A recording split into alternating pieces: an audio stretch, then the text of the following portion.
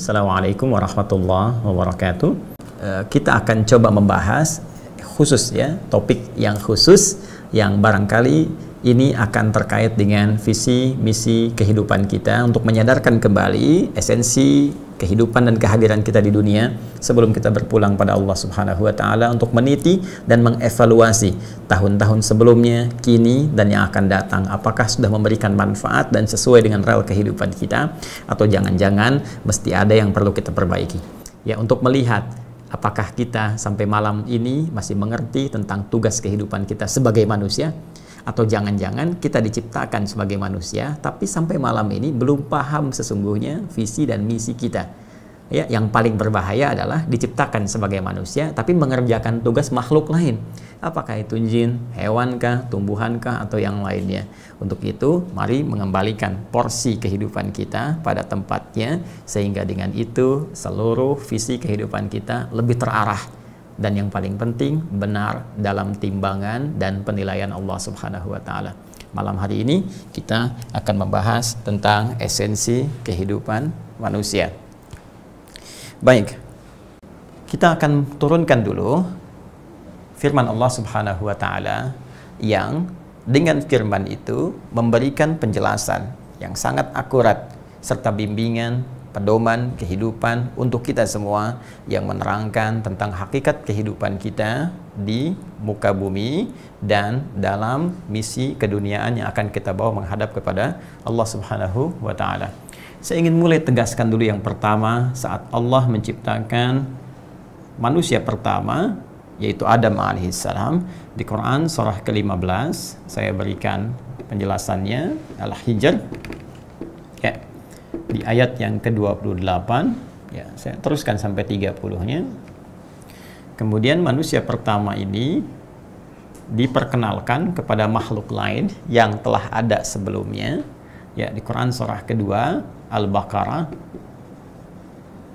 di ayat ke-30, ya, ayat 30 diperkenalkan sekaligus disampaikan, diumumkan, diinformasikan tentang misi dan visi kehidupannya, hikmah di balik penciptaannya. Karena tidak ada ciptaan Allah sekecil apapun kecuali memiliki hikmah, memiliki fungsi manfaat dalam kehidupan. Kemudian yang ketiga, diberi nama manusia ini serta diberikan bekal untuk membawa misi yang paling agung dalam kehidupan. Quran surah kedua Al-Baqarah, kan? Di ayat yang ke-31, ya. Setelah itu diberikan pelatihan singkat, ya, training sebelum memulai misinya. Ini pun sudah sunnatullah seseorang yang ingin memulai aktivitas dalam real kehidupannya, apakah itu dalam pekerjaannya, apakah itu dalam kehidupan bahkan rumah tangganya, tingkat lebih luas skala sosialnya, maka sunnahnya dia mendapati bekal terlebih dahulu, kemudian melakukan training yang baik terlebih dahulu, sehingga ketika masuk ke dalam dunia nyatanya sudah siap menjalaninya. Maka diperkenalkan oleh Allah Subhanahu wa taala kepada, ya, makhluk yang tercipta ini tempat yang terbaik untuk berlatih. Quran surah kedua Al-Baqarah, masih di Al-Baqarah di ayat ke-35-nya diperkenalkan tantangan sekaligus musuhnya yang paling nyata. Kita turunkan Quran surah kedua. Saya perbanyak dulu di juz pertama supaya mudah kita mengenalinya saat menghafalkannya. Di ayat ke-36, ya, sampai kemudian dari sini kita turunkan lagi ke Quran surah ke-7 Al-A'raf di ayat ini saya tulis dulu Al-A'raf, ya, di ayat ke-11 sampai dengan 13-nya. Saya berikan kurung di ayat 12 karena ini yang paling menentukannya. Kemudian ini terkait berkelindan dengan Quran surah kedua Al-Baqarah di ayat yang ke-34-nya. Kemudian ini juga terkait berkelindan pelakunya dengan Quran surah ke-18 Al-Kahf, kan? Kahf di ayat ke-50.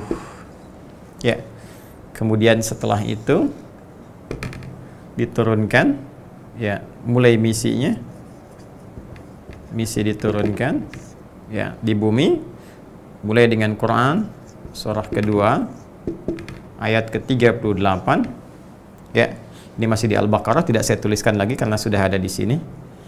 Dibuka dengan pendahuluan ikrar, komitmen kepada Allah Subhanahu wa taala untuk konsisten dalam kebaikan. Ya, di Quran surah ke-7 sudah ada di sini, tidak saya tuliskan lagi. Di ayat 23, ini yang dimaksudkan surah ke-7 ayat 23 ini dengan pernyataan Allah pembukanya di Quran surah kedua ayat 37. Kemudian saat yang bersamaan, musuh yang tadi yang saya sebutkan juga mengajukan proposal, permintaan khusus kepada Allah untuk menyesatkan, mengganggu ya misi yang dibangun oleh anak keturunan manusia yang pertama diciptakan ini, supaya menjauh dari esensi tugasnya, misinya.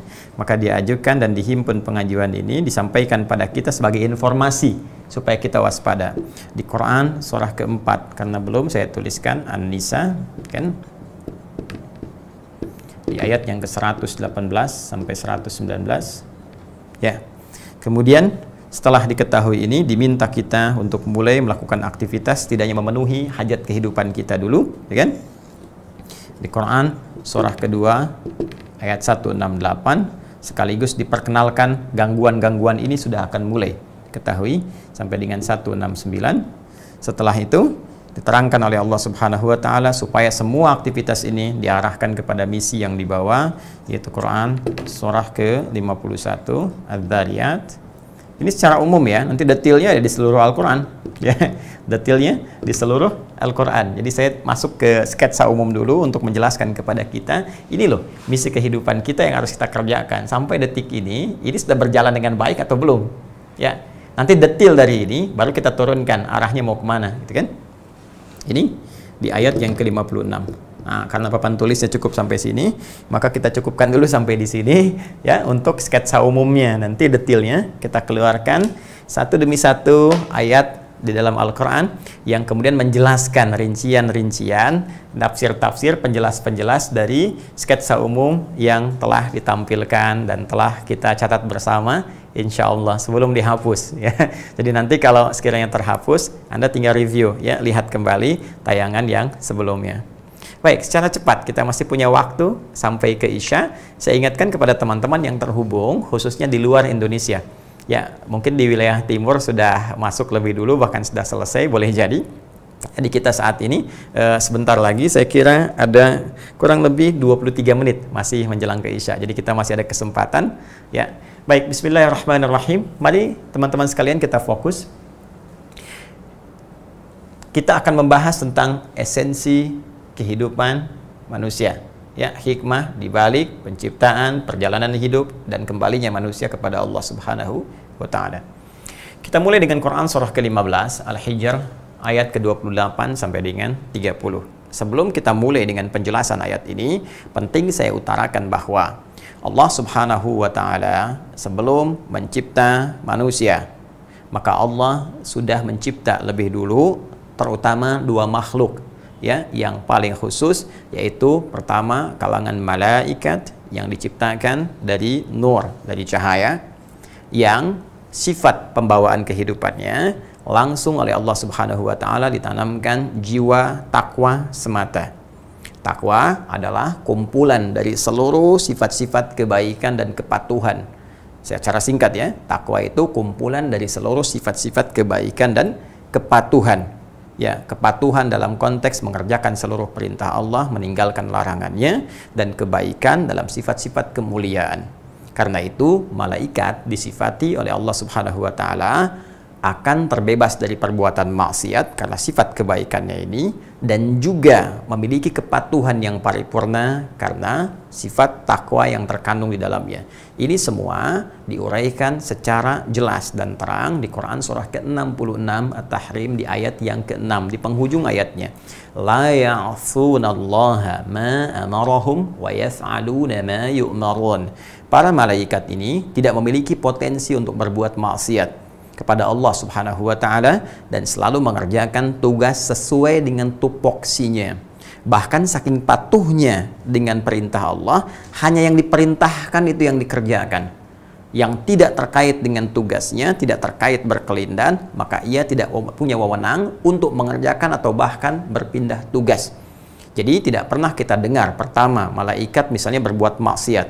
Ya, jadi kalau ada berita-berita di buku-buku tertentu atau kitab-kitab tertentu, misalnya malaikat Jibril berbuat maksiat, misalnya bekerja sama dengan iblis atau dengan jin tertentu ya untuk mengerjai manusia atau menghambat misi Rasul, maka itu mustahil.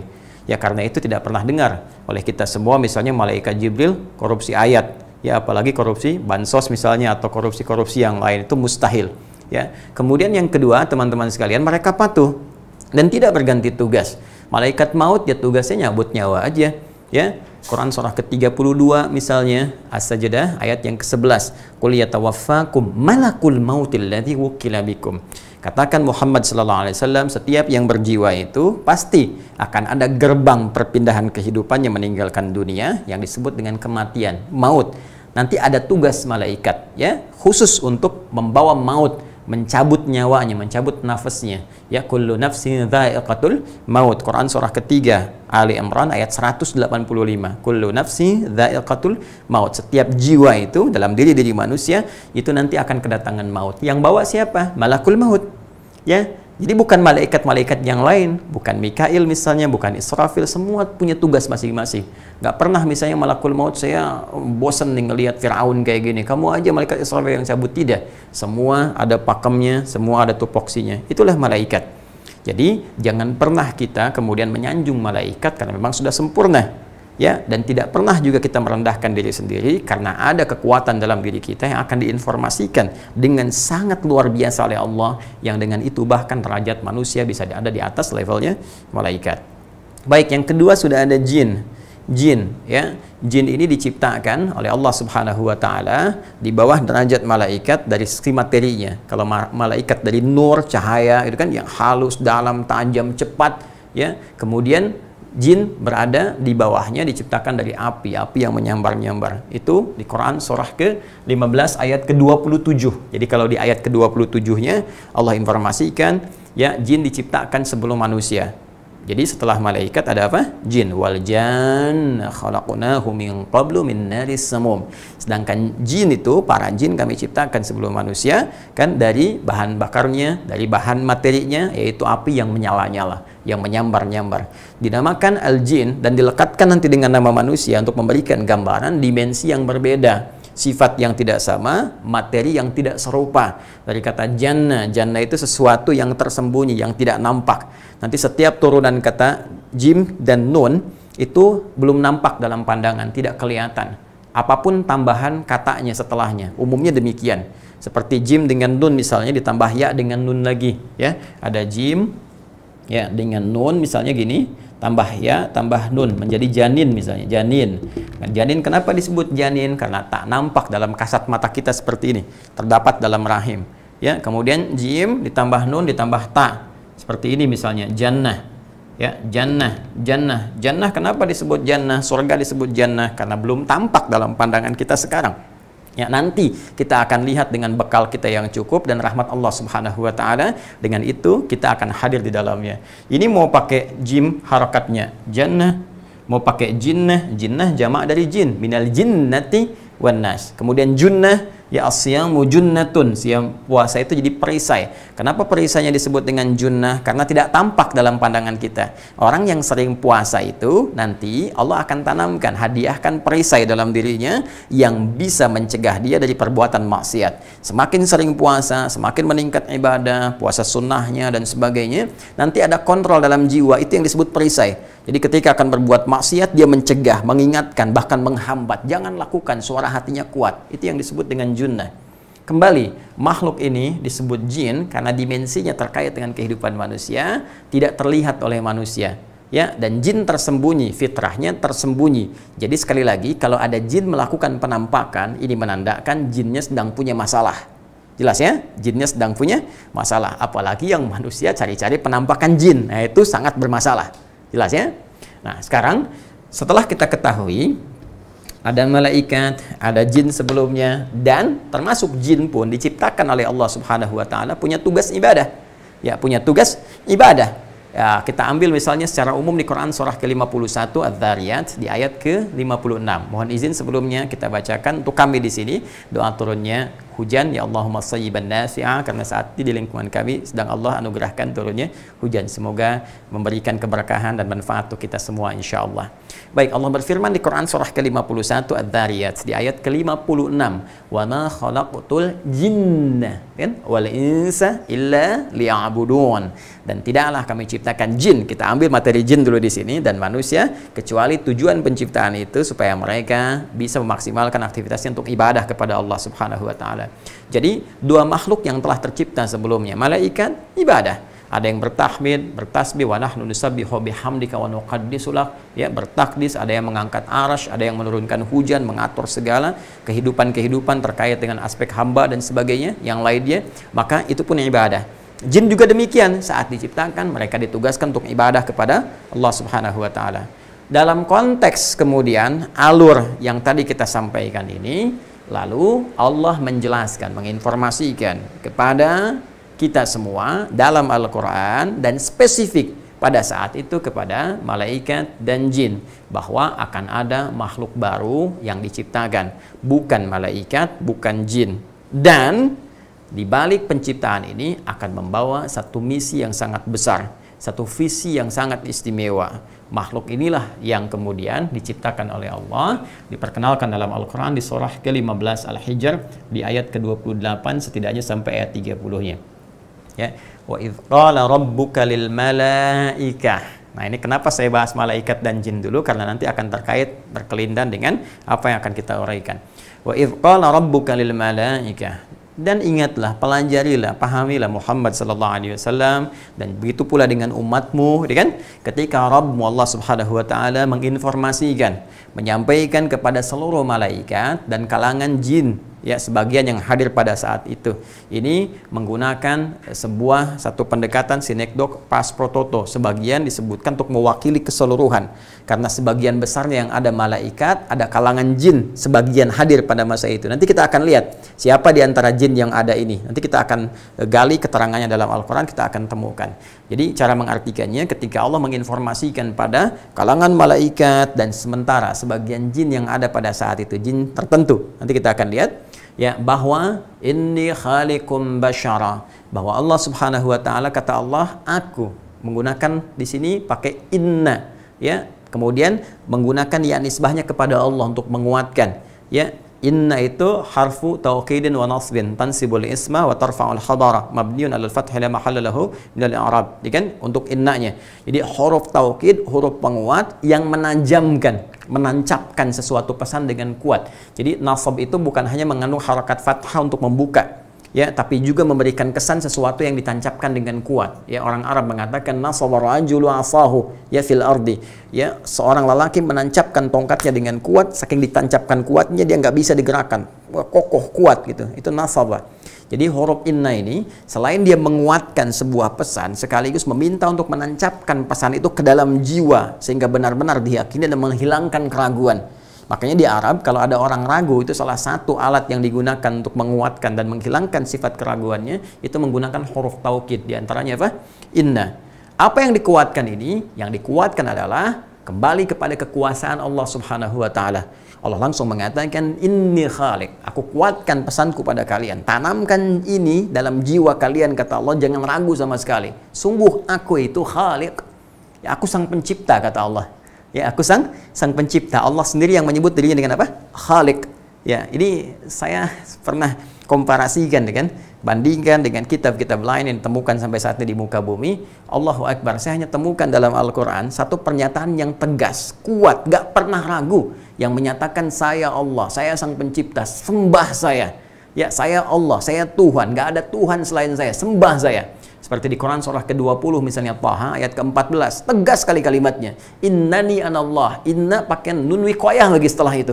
Ya, untuk memisahkan antara penguat, tancapkan, dan tegaskan kepada Allah. Ya, Allah bisa mengatakan inni, tapi Allah tegaskan innani, pakai nun wiqayah, pakai ya di situ. Innani anallah, aku tegaskan pada kalian, tancapkan pada jiwa, jangan pernah ragu.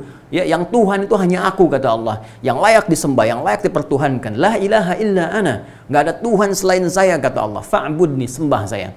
Silakan Anda cek, cari, temukan di kitab-kitab lain, kitab apa saja yang mengatakan saya Tuhan, sembah saya. Demi Allah saya katakan tidak akan pernah ditemukan. Kenapa? Ada fitrah ketuhanan, ada fitrah kerasulan, ada fitrah kemanusiaan. Ya, ingat baik-baik. Fitrah ketuhanan hanya akan mengatakan saya Tuhan dengan sangat tegas, lugas dan pede. Kenapa? Karena memiliki sifat-sifat ketuhanan. Yang tidak memiliki sifat-sifat ketuhanan tidak akan mungkin menyatakan itu karena hatinya akan mencegahnya. Ya, karena itu Rasul tidak mengatakan demikian. Tidak ada satupun Rasul, Nabi mengatakan saya Tuhan. Silahkan cek dalam sejarah dan sebagainya, temukan referensinya. Nggak ada di kitab manapun yang mengatakan saya Tuhan, sembah saya. Tidak ada. Kalaupun ada pemaknaan dari manusia, nggak ada redaksi yang tegas yang menyatakan demikian. Apalagi manusia biasa. Fir'aun aja sampai ngeralat ketika mengatakan ana rabbukumul a'la, saya Tuhan kalian yang paling agung. Dia ralat kembali. Ketika akan sampai nyawanya ke kerongkongan, dia katakan, aduh aku tobat, aku salah katanya, aku salah. Saya beriman sekarang, beriman kepada Tuhannya Musa dan Harun. Anda bayangkan, jadi nggak pernah punya fitrah ketuhanan, nggak ada selain sifat-sifat dan zatnya Allah Subhanahu Wa Taala. Kerasulan demikian, punya fitrah kenabian, punya fitrah kerasulan. Apa itu? Di antaranya sifat ma'sum, dikuatkan oleh Allah lewat mu'jizat, dan ini tidak melekat kepada kemanusiaan biasa. Nggak ada pada manusia biasa. Contoh ilmu. Ya, Nabi, Rasul diajarkan oleh Allah Subhanahu Wa Taala karena punya sifat kenabian, langsung diajarkan. Kita manusia biasa diberikan potensi oleh Allah, dan potensi itu yang kita gali dengan berikhtiar supaya keluar dalam bentuk pengetahuan. Kita serap informasi, data-data, data diolah jadi informasi, informasi kemudian dipelajari sehingga menjadi knowledge, pengetahuan yang bisa kita terapkan dalam kehidupan. Itulah alur kehidupan kita semua. Nah, kembali ke sini teman-teman sekalian. Wa idz qala rabbuka lil malaikati inni khaliqum basyara. Kata Allah, saya tegaskan pada kalian, tanamkan dalam jiwamu yang paling kuat, akulah sang pencipta, akan mencipta makhluk baru selain malaikat, selain dan jin. Siapa itu? Basyara. Ya, basyara. Maka disebutkan pertama kali manusia dengan nama basyar. Ya. Di sini Allah perkenalkan materi utamanya dengan menggunakan kata basyar pertama untuk menunjuk penampilannya yang sangat baik, yang sempurna, berbeda dengan binatang dari tampilan kulitnya halus, baik. Di basyar itu diantara maknanya kulit yang tampak halus dan baik. Ya, kulit yang tampak halus dan baik, rupa yang sangat istimewa. Karena itu di Quran surah ke-95 di ayat yang keempat Allah menyampaikan tegas, laqad khalaqnal insana fi ahsani taqwim. Kami ingin tegaskan pada kalian, kata Allah, bahwa kami telah mencipta manusia itu dalam rupa yang sangat istimewa, bentuk yang sangat sempurna. Ahsan, ya. Allah tidak mengatakan misalnya jayyid, tidak mengatakan hasan, tapi ahsan. Ahsan, yang paling sempurna sesuai maslahat hidupnya. Jadi sesuai maslahat hidup kita. Jadi semua diciptakan oleh Allah dengan sempurna. Tapi ketika melihat perbedaan-perbedaan, ya warna kulitnya misalnya ikhtilafi alwanikum, ya. Kemudian juga perbedaan misalnya warna bola mata, perbedaan warna rambut dan sebagainya, perbedaan hal-hal yang tampak secara ringan dalam kehidupan warna itu untuk maslahat kehidupan kita. Kadang menyesuaikan dengan iklim, dengan cuaca, dengan tuntutan dan sebagainya. Tapi lebih daripada itu manusia sempurna penampakannya. Kalau masih belum percaya, datangi ya Ragunan misalnya yang ada sekitaran Jakarta, Pasar Minggu. Datangi misalnya dunia di mana yang tempat-tempat kebun binatang lah gitu kan. Mau yang di Surabaya, mau yang di kemudian di ya Sumatera misalnya, di Kalimantan, gitu kan, atau di tempat-tempat lain, silahkan main dan Anda lihat misalnya bandingkan dengan badak ya, Anda akan tahu bahwa kita paling sempurna dibandingkan dengan hewan. Kalau perlu antrikan satu-satu, singa, monyet, siamang dan sebagainya, cek, bandingkan dengan diri sendiri, lihat di kaca dan insya Allah tampilan paling bagus. Yang kedua, basyar ini menggabungkan dua potensi sekaligus. Satu, takwa yang dimiliki oleh malaikat, yang kedua juga nafsu ya atau fujur yang ini dilekatkan pada hewan. Karena itu hewan itu punya sifatnya cuma fujur saja, nafsu saja. Karena itu jangan dituntut berlebihan terhadap hewan. Ya, misalnya hewan ikut sedekah, ya, itu susah kita akan arahkan demikian. Walaupun dia bertasbih kepada Allah dengan caranya, tapi jangan tuntut berlebihan. Ya, karena itu jangan heran kalau hewan misalnya ya bangga tampil tanpa busana. Ya, kuda misalnya keliling ibu kota pakai delman, nggak pakai celana, depan Anda cuman ketawa-ketawa, hihihi gitu kan. Nah, itu memang hewan, ya binatang. Tapi kalau Anda ikut-ikutan, ya itu yang aneh gitu kan. Ya, karena kita bukan hewan, tampilan sudah beda, kemudian fisik kehidupannya sudah lain. Kenapa? Karena ketika diberikan nilai nafsu itu disandingkan dengan takwa. Ini yang dimaksud dengan Quran surah 91 di ayat 7 sampai 10. Wa nafsin wa ma sawwaha. Ketika sempurna penciptaan manusia itu ditanamkan ke dalam dirinya roh, maka menjadi nafas fa alhamaha fujuraha wa taqwaha. Kami tanamkan jiwa takwa dengan fujur. Fujur ini kami tanamkan lawan daripada takwa untuk menjadi katalis, ngangkat supaya yang takwanya itu naik. Ya karena itu sering saya sampaikan dalam beberapa kesempatan ketika ada sabar, ada marah, ya kan? Ada jujur, ada dusta, ada rendah hati, ada sombong, sifat-sifat yang sombong, amarah, kemudian apalagi misalnya dusta diciptakan bukan ingin menjadikan manusia larut dalam kedustaan, kesombongan, kemarahan, bukan. Tapi untuk menjadi katalis supaya yang baik-baiknya muncul. Kalau nggak ada marah, bagaimana bisa muncul? Sabar. Karena itu Allah katakan, qad aflaha man zakkaha. Manusia akan cenderung bahagia, nyaman, sukses kalau bisa melihat yang fujur ini untuk bisa merespon sifat baiknya supaya digunakan dan naik ke permukaan. Itu hikmah penciptaannya. Gabungan ini disebut dengan bashar. Jadi manusia itu luar biasa. Ya, kalau malaikat soleh, wajar. Dia nggak berjuang dengan nafsu. Malaikat nggak punya nafsu. Kalau nggak punya nafsu, dia nggak makan. Ya, Nabi Ibrahim pernah tawarkan makanan, Quran surah ke-51, ayat 24-30 itu. Nggak dimakan. Ya, karena memang nggak ada nafsunya. Tugasnya bukan ke situ. Ya, hal ataka hadithu dhaifi Ibrahim al-mukramin idh dakhalu alaihi faqalu salama qala salam qaumun munkarun faragha ila ahlihi faja'a bi'ijlin samin faqarrabahu ilaihim qala ala ta'kulun. Ya. Padahal beliau sudah masak gulai yang enak, dihidangkan, ya. Kemudian tamunya sudah duduk, dilihatin aja. Ya, tangannya nggak nyentuh, gitu kan. Nggak lihat, nggak makan. Kenapa? Emang nggak ada nafsunya. Karena diciptakan dengan sifat takwa saja. Arahannya untuk ibadah saja, dalam konteks untuk mengagungkan Allah dengan segala tugas-tugasnya. Manusia, ya, tidak mudah menjadi soleh. Karena ada nafsu, dia mesti berjuang. Makanya Anda, saya, kita, baru bangun tidur aja udah harus menaklukkan nafsu. Ya, kan sudah ada pilihan kan, baru bangun tidur kan mau milih, mau ke toilet, mau duduk, mau wudhu, mau tahajud, mau tidur lagi. Waduh, ini masih jam 3, tiduran dulu aja sebentar, nanti insya Allah jam 3:30 bangun, bangun-bangun jam 7. Itu sudah perjuangan, jadi nggak mudah. Malaikat mau tasbih tinggal tasbih, wa nahnu nusabbihu bihamdi. Kita mau tasbih berjuang dulu. Subhanallah, subhanallah, tek mi tek lewat. Subhanallah, mi. Itu nggak mudah gitu, ya. Azan berkumandang, tayangan hadir depan mata. Apakah itu telenovela yang pernah disukai kah itu? Apakah yang lainnya? Kadang-kadang handphone muncul, status belum dibikin dan sebagainya. Itu perjuangan. Ya, itu nggak mudah. Makanya ketika manusia bisa menjaga level takwanya dan menaikkan itu semua, dia berada di atas level malaikat. Karena perjuangannya melebihi perjuangan malaikat. Nanti kita akan lihat bagaimana malaikat diperintahkan untuk hormat kepada manusia dengan bekal yang Allah berikan dan dengan perjuangan yang dia lakukan. Karena itu anugerahnya tinggi, dan nanti kelak ketika kita kembali kepada Allah, banyak malaikat memberikan selamat kepada manusia yang telah menaklukkan nafsunya dan dihormati oleh mereka semua. Bahkan nanti ada satu rombongan khusus yang mereka semua berparade ketika masuk surga, disambut oleh seluruh malaikat di depan pintu surga sambil diucapkan kalimat, ya salamun alaikum bima sabartum. Selamat untuk anda telah bisa sabar menaklukkan nafsu, telah berjuang, kemudian anda tingkatkan takwa dan bisa masuk ke sini. Fa ni'ma uqbad dar, silahkan nikmati tempat terindah yang telah Allah siapkan. Itulah bashar. Karena itu kalau dijumpai kata bashar dalam Al-Quran, teman-teman sekalian, nanti kita harus betul-betul mengeluarkan maknanya. Karena setiap tempat, ya, setiap ayat yang di dalamnya terdapat kata bashar, ada petunjuk dari Allah Subhanahu wa Ta'ala bagaimana kita mengelola nafsu dengan baik. Dan yang paling penting nanti kita lihat, kenapa saya uraikan kalimat ini pertama, mengandung makna takwa, mengandung makna nafsu, karena nanti ada tantangan-tantangan yang akan muncul, yang akan kita jelaskan, dan bagian dari perjuangan kita. Dan mengandung ibadah di hadapan Allah Subhanahu wa Ta'ala dan bernilai pahala insya Allah.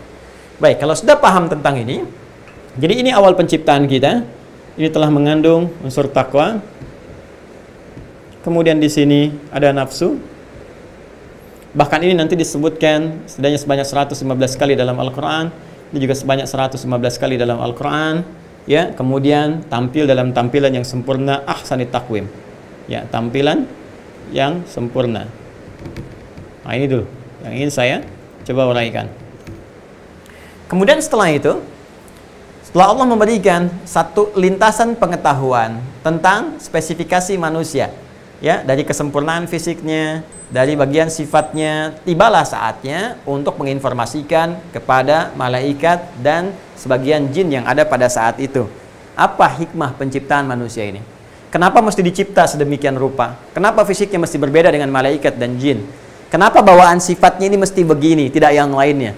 Ya, apa hikmah di balik ini? Karena setiap yang Allah ciptakan itu pasti memiliki peran dalam kehidupan, memiliki manfaat, memiliki fungsi, sekalipun hanya nyamuk misalnya. Ya, tidak ada rasa malu bagi Allah mencipta sebuah makhluk sepanjang itu memberikan kesempurnaan dan hikmah terbaik dalam kehidupan. Quran surah kedua ayat ke-26. Innallaha la yastahi ay yadriba mathalan ma ba'udatan fama fawqaha.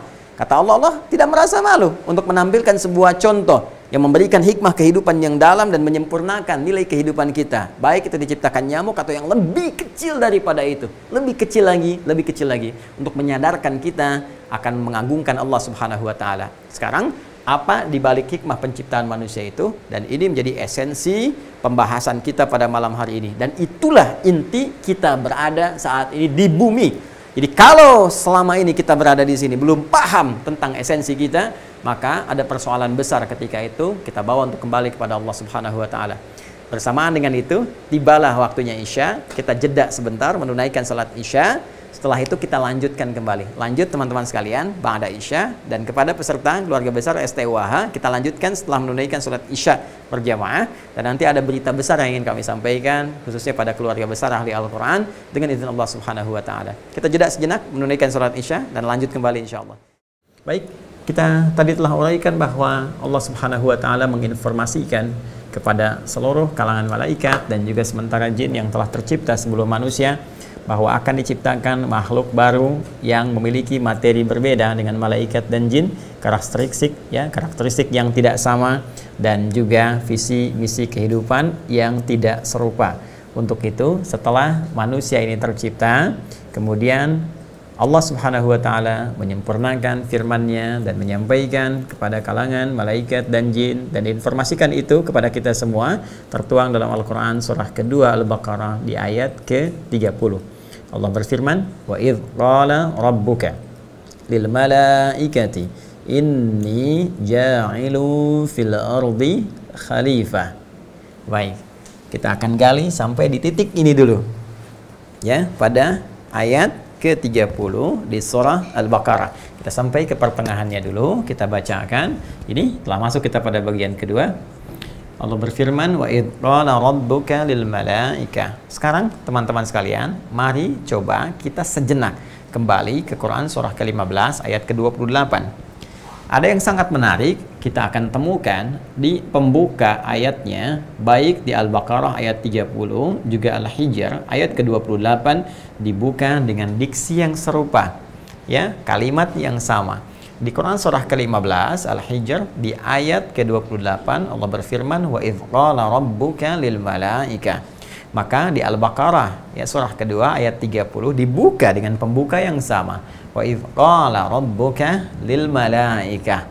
Baik, nah saya ingin tegaskan dalam hukum tafsir tidak ada pengulangan dalam Al-Quran.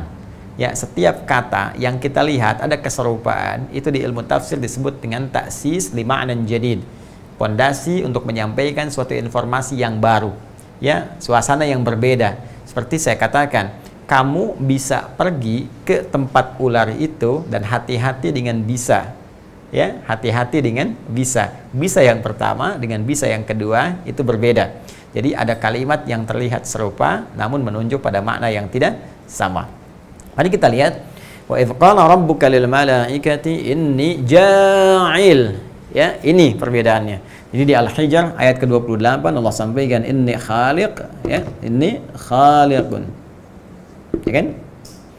Yang di Al-Baqarah ayat 30 Allah sampaikan inni ja'ilun. Ya, fil ardi khalifah. Perhatikan baik-baik. Khaliqun dari kata khalaqa.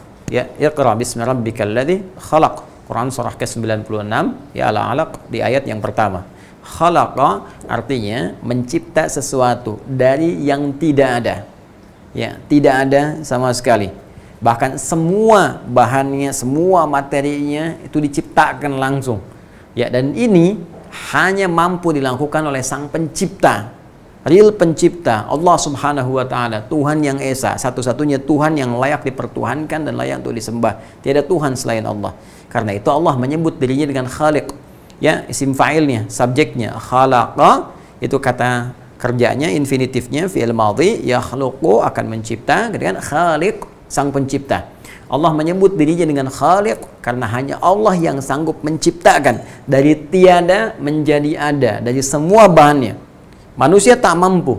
Ya, manusia tak mampu, ini bedanya. Karena itu manusia tidak bisa disebut Khaliq.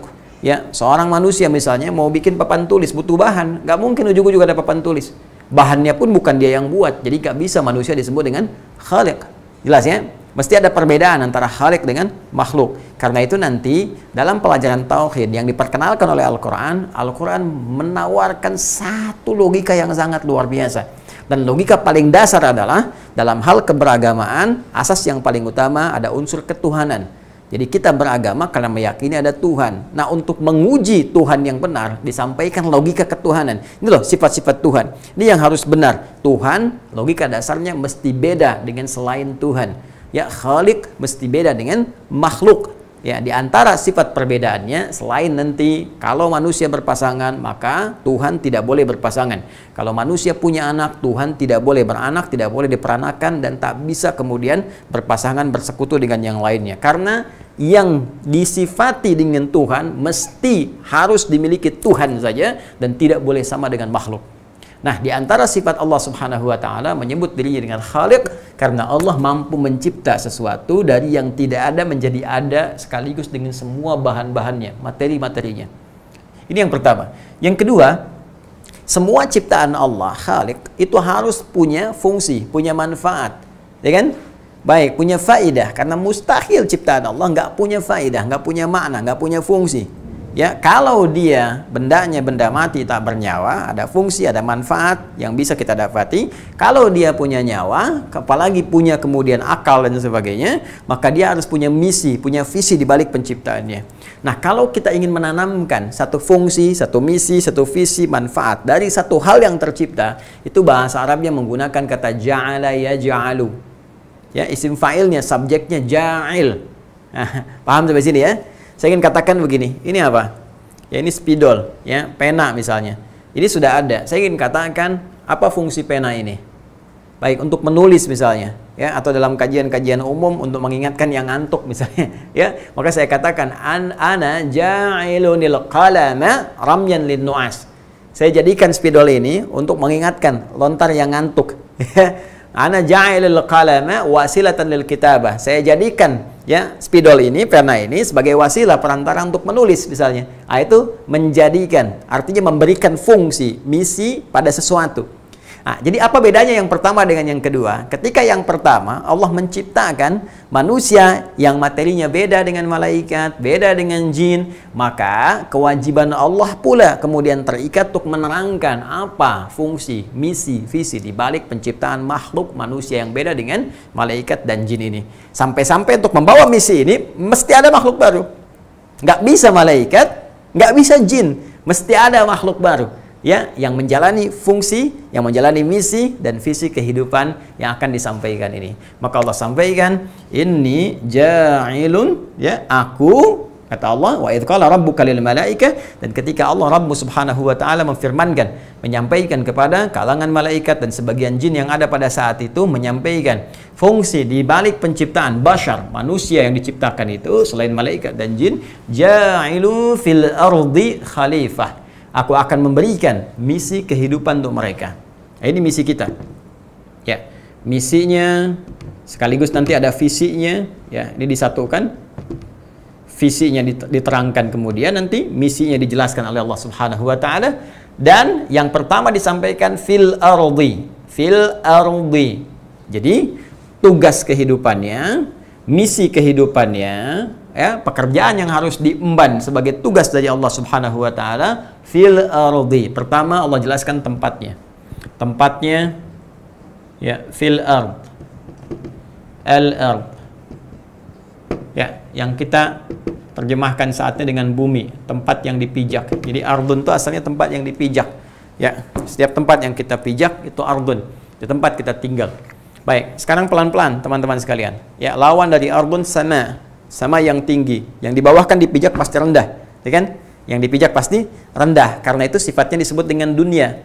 Ya, seakar dari kata dana yadnu dunuan wa dunyaan. Ya, dunia. Kenapa disebut dengan dunia? Ya, di antara maknanya sesuatu yang rendah atau dekat. Dekat atau rendah. Karena itu sifat kehidupan kita di bumi itu kenapa disebut dengan dunia? Karena begitu singkat, begitu dekat dengan kematian. Begitu kita tidak tahu apa yang akan terjadi. Karena itu segala yang terjadi, yang pernah kita lalui seakan-akan singkat, baru kemarin kita rasakan. Ya, coba deh cek. Kayaknya baru kemarin ya kita kajian, sekarang udah kajian lagi, padahal udah sepekan kan? Ya, itulah kehidupan dunia. Jadi kalau kita nggak paham tentang fungsi kehidupan kita, nggak ngerti esensi hidup kita, maka hilanglah. Waktu terbuang, kesempatan hilang yang telah Allah berikan pada kita. Karena semua terasa singkat. Tapi yang singkat itu punya makna. Kalau nggak dikumpulkan dengan benar, bahaya saat kita pulang kepada Allah. Itu persoalannya. Ya, karena itu teman-teman sekalian, perhatikan baik-baik. Pertama misi kita di bumi nih. Bukan di langit, bukan fis sama, ingat.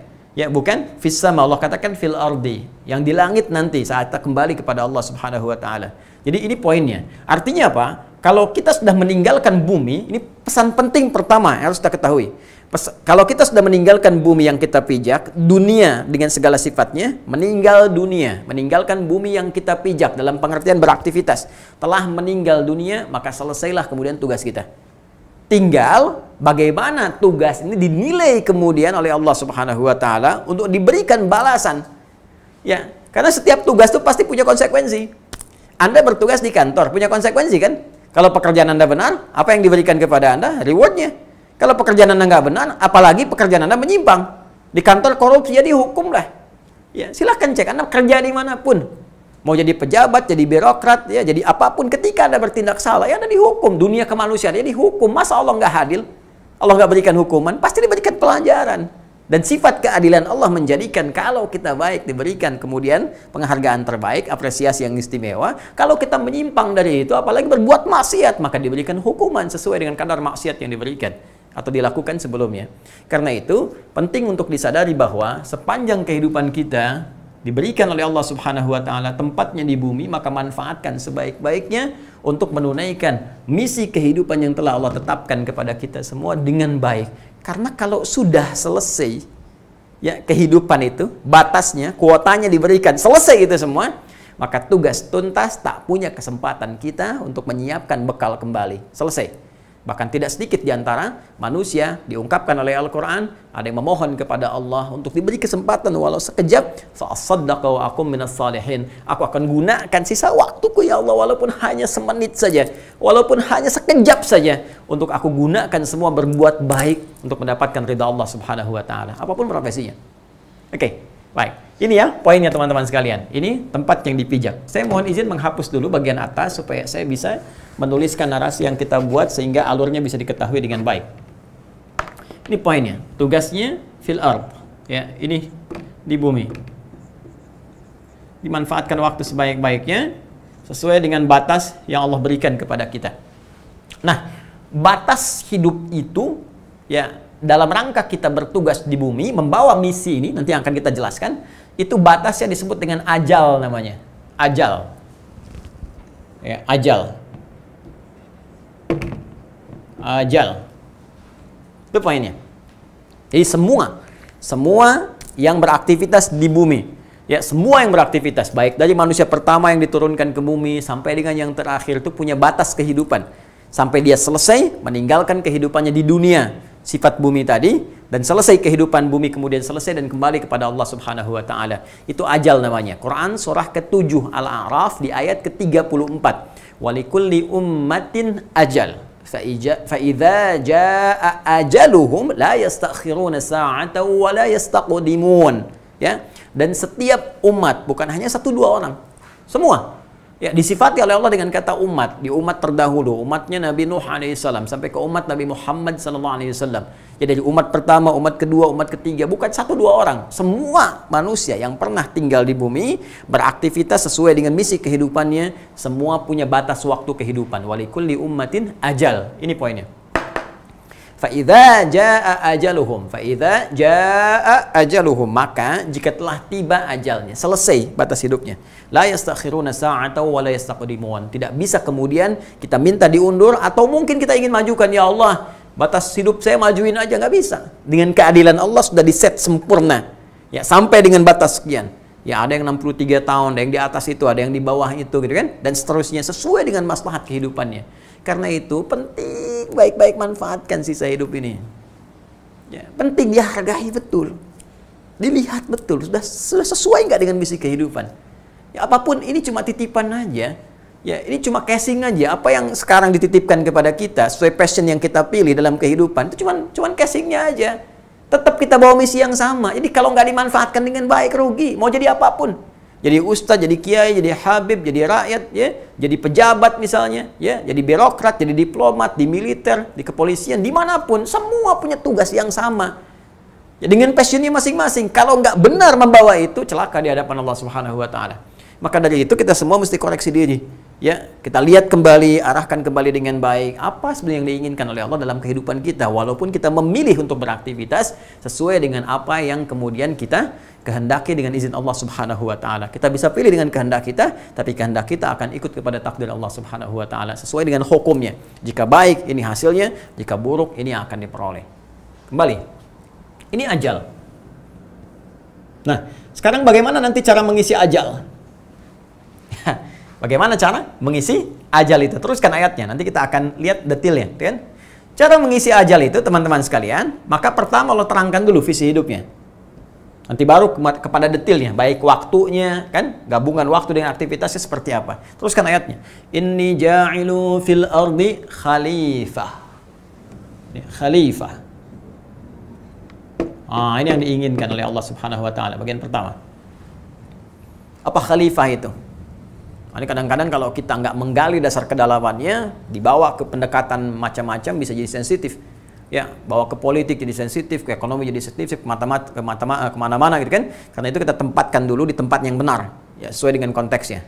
Pertama, khalifah, kalau kita ambil dari akarnya dulu, dari kata khalafa yakhlufu.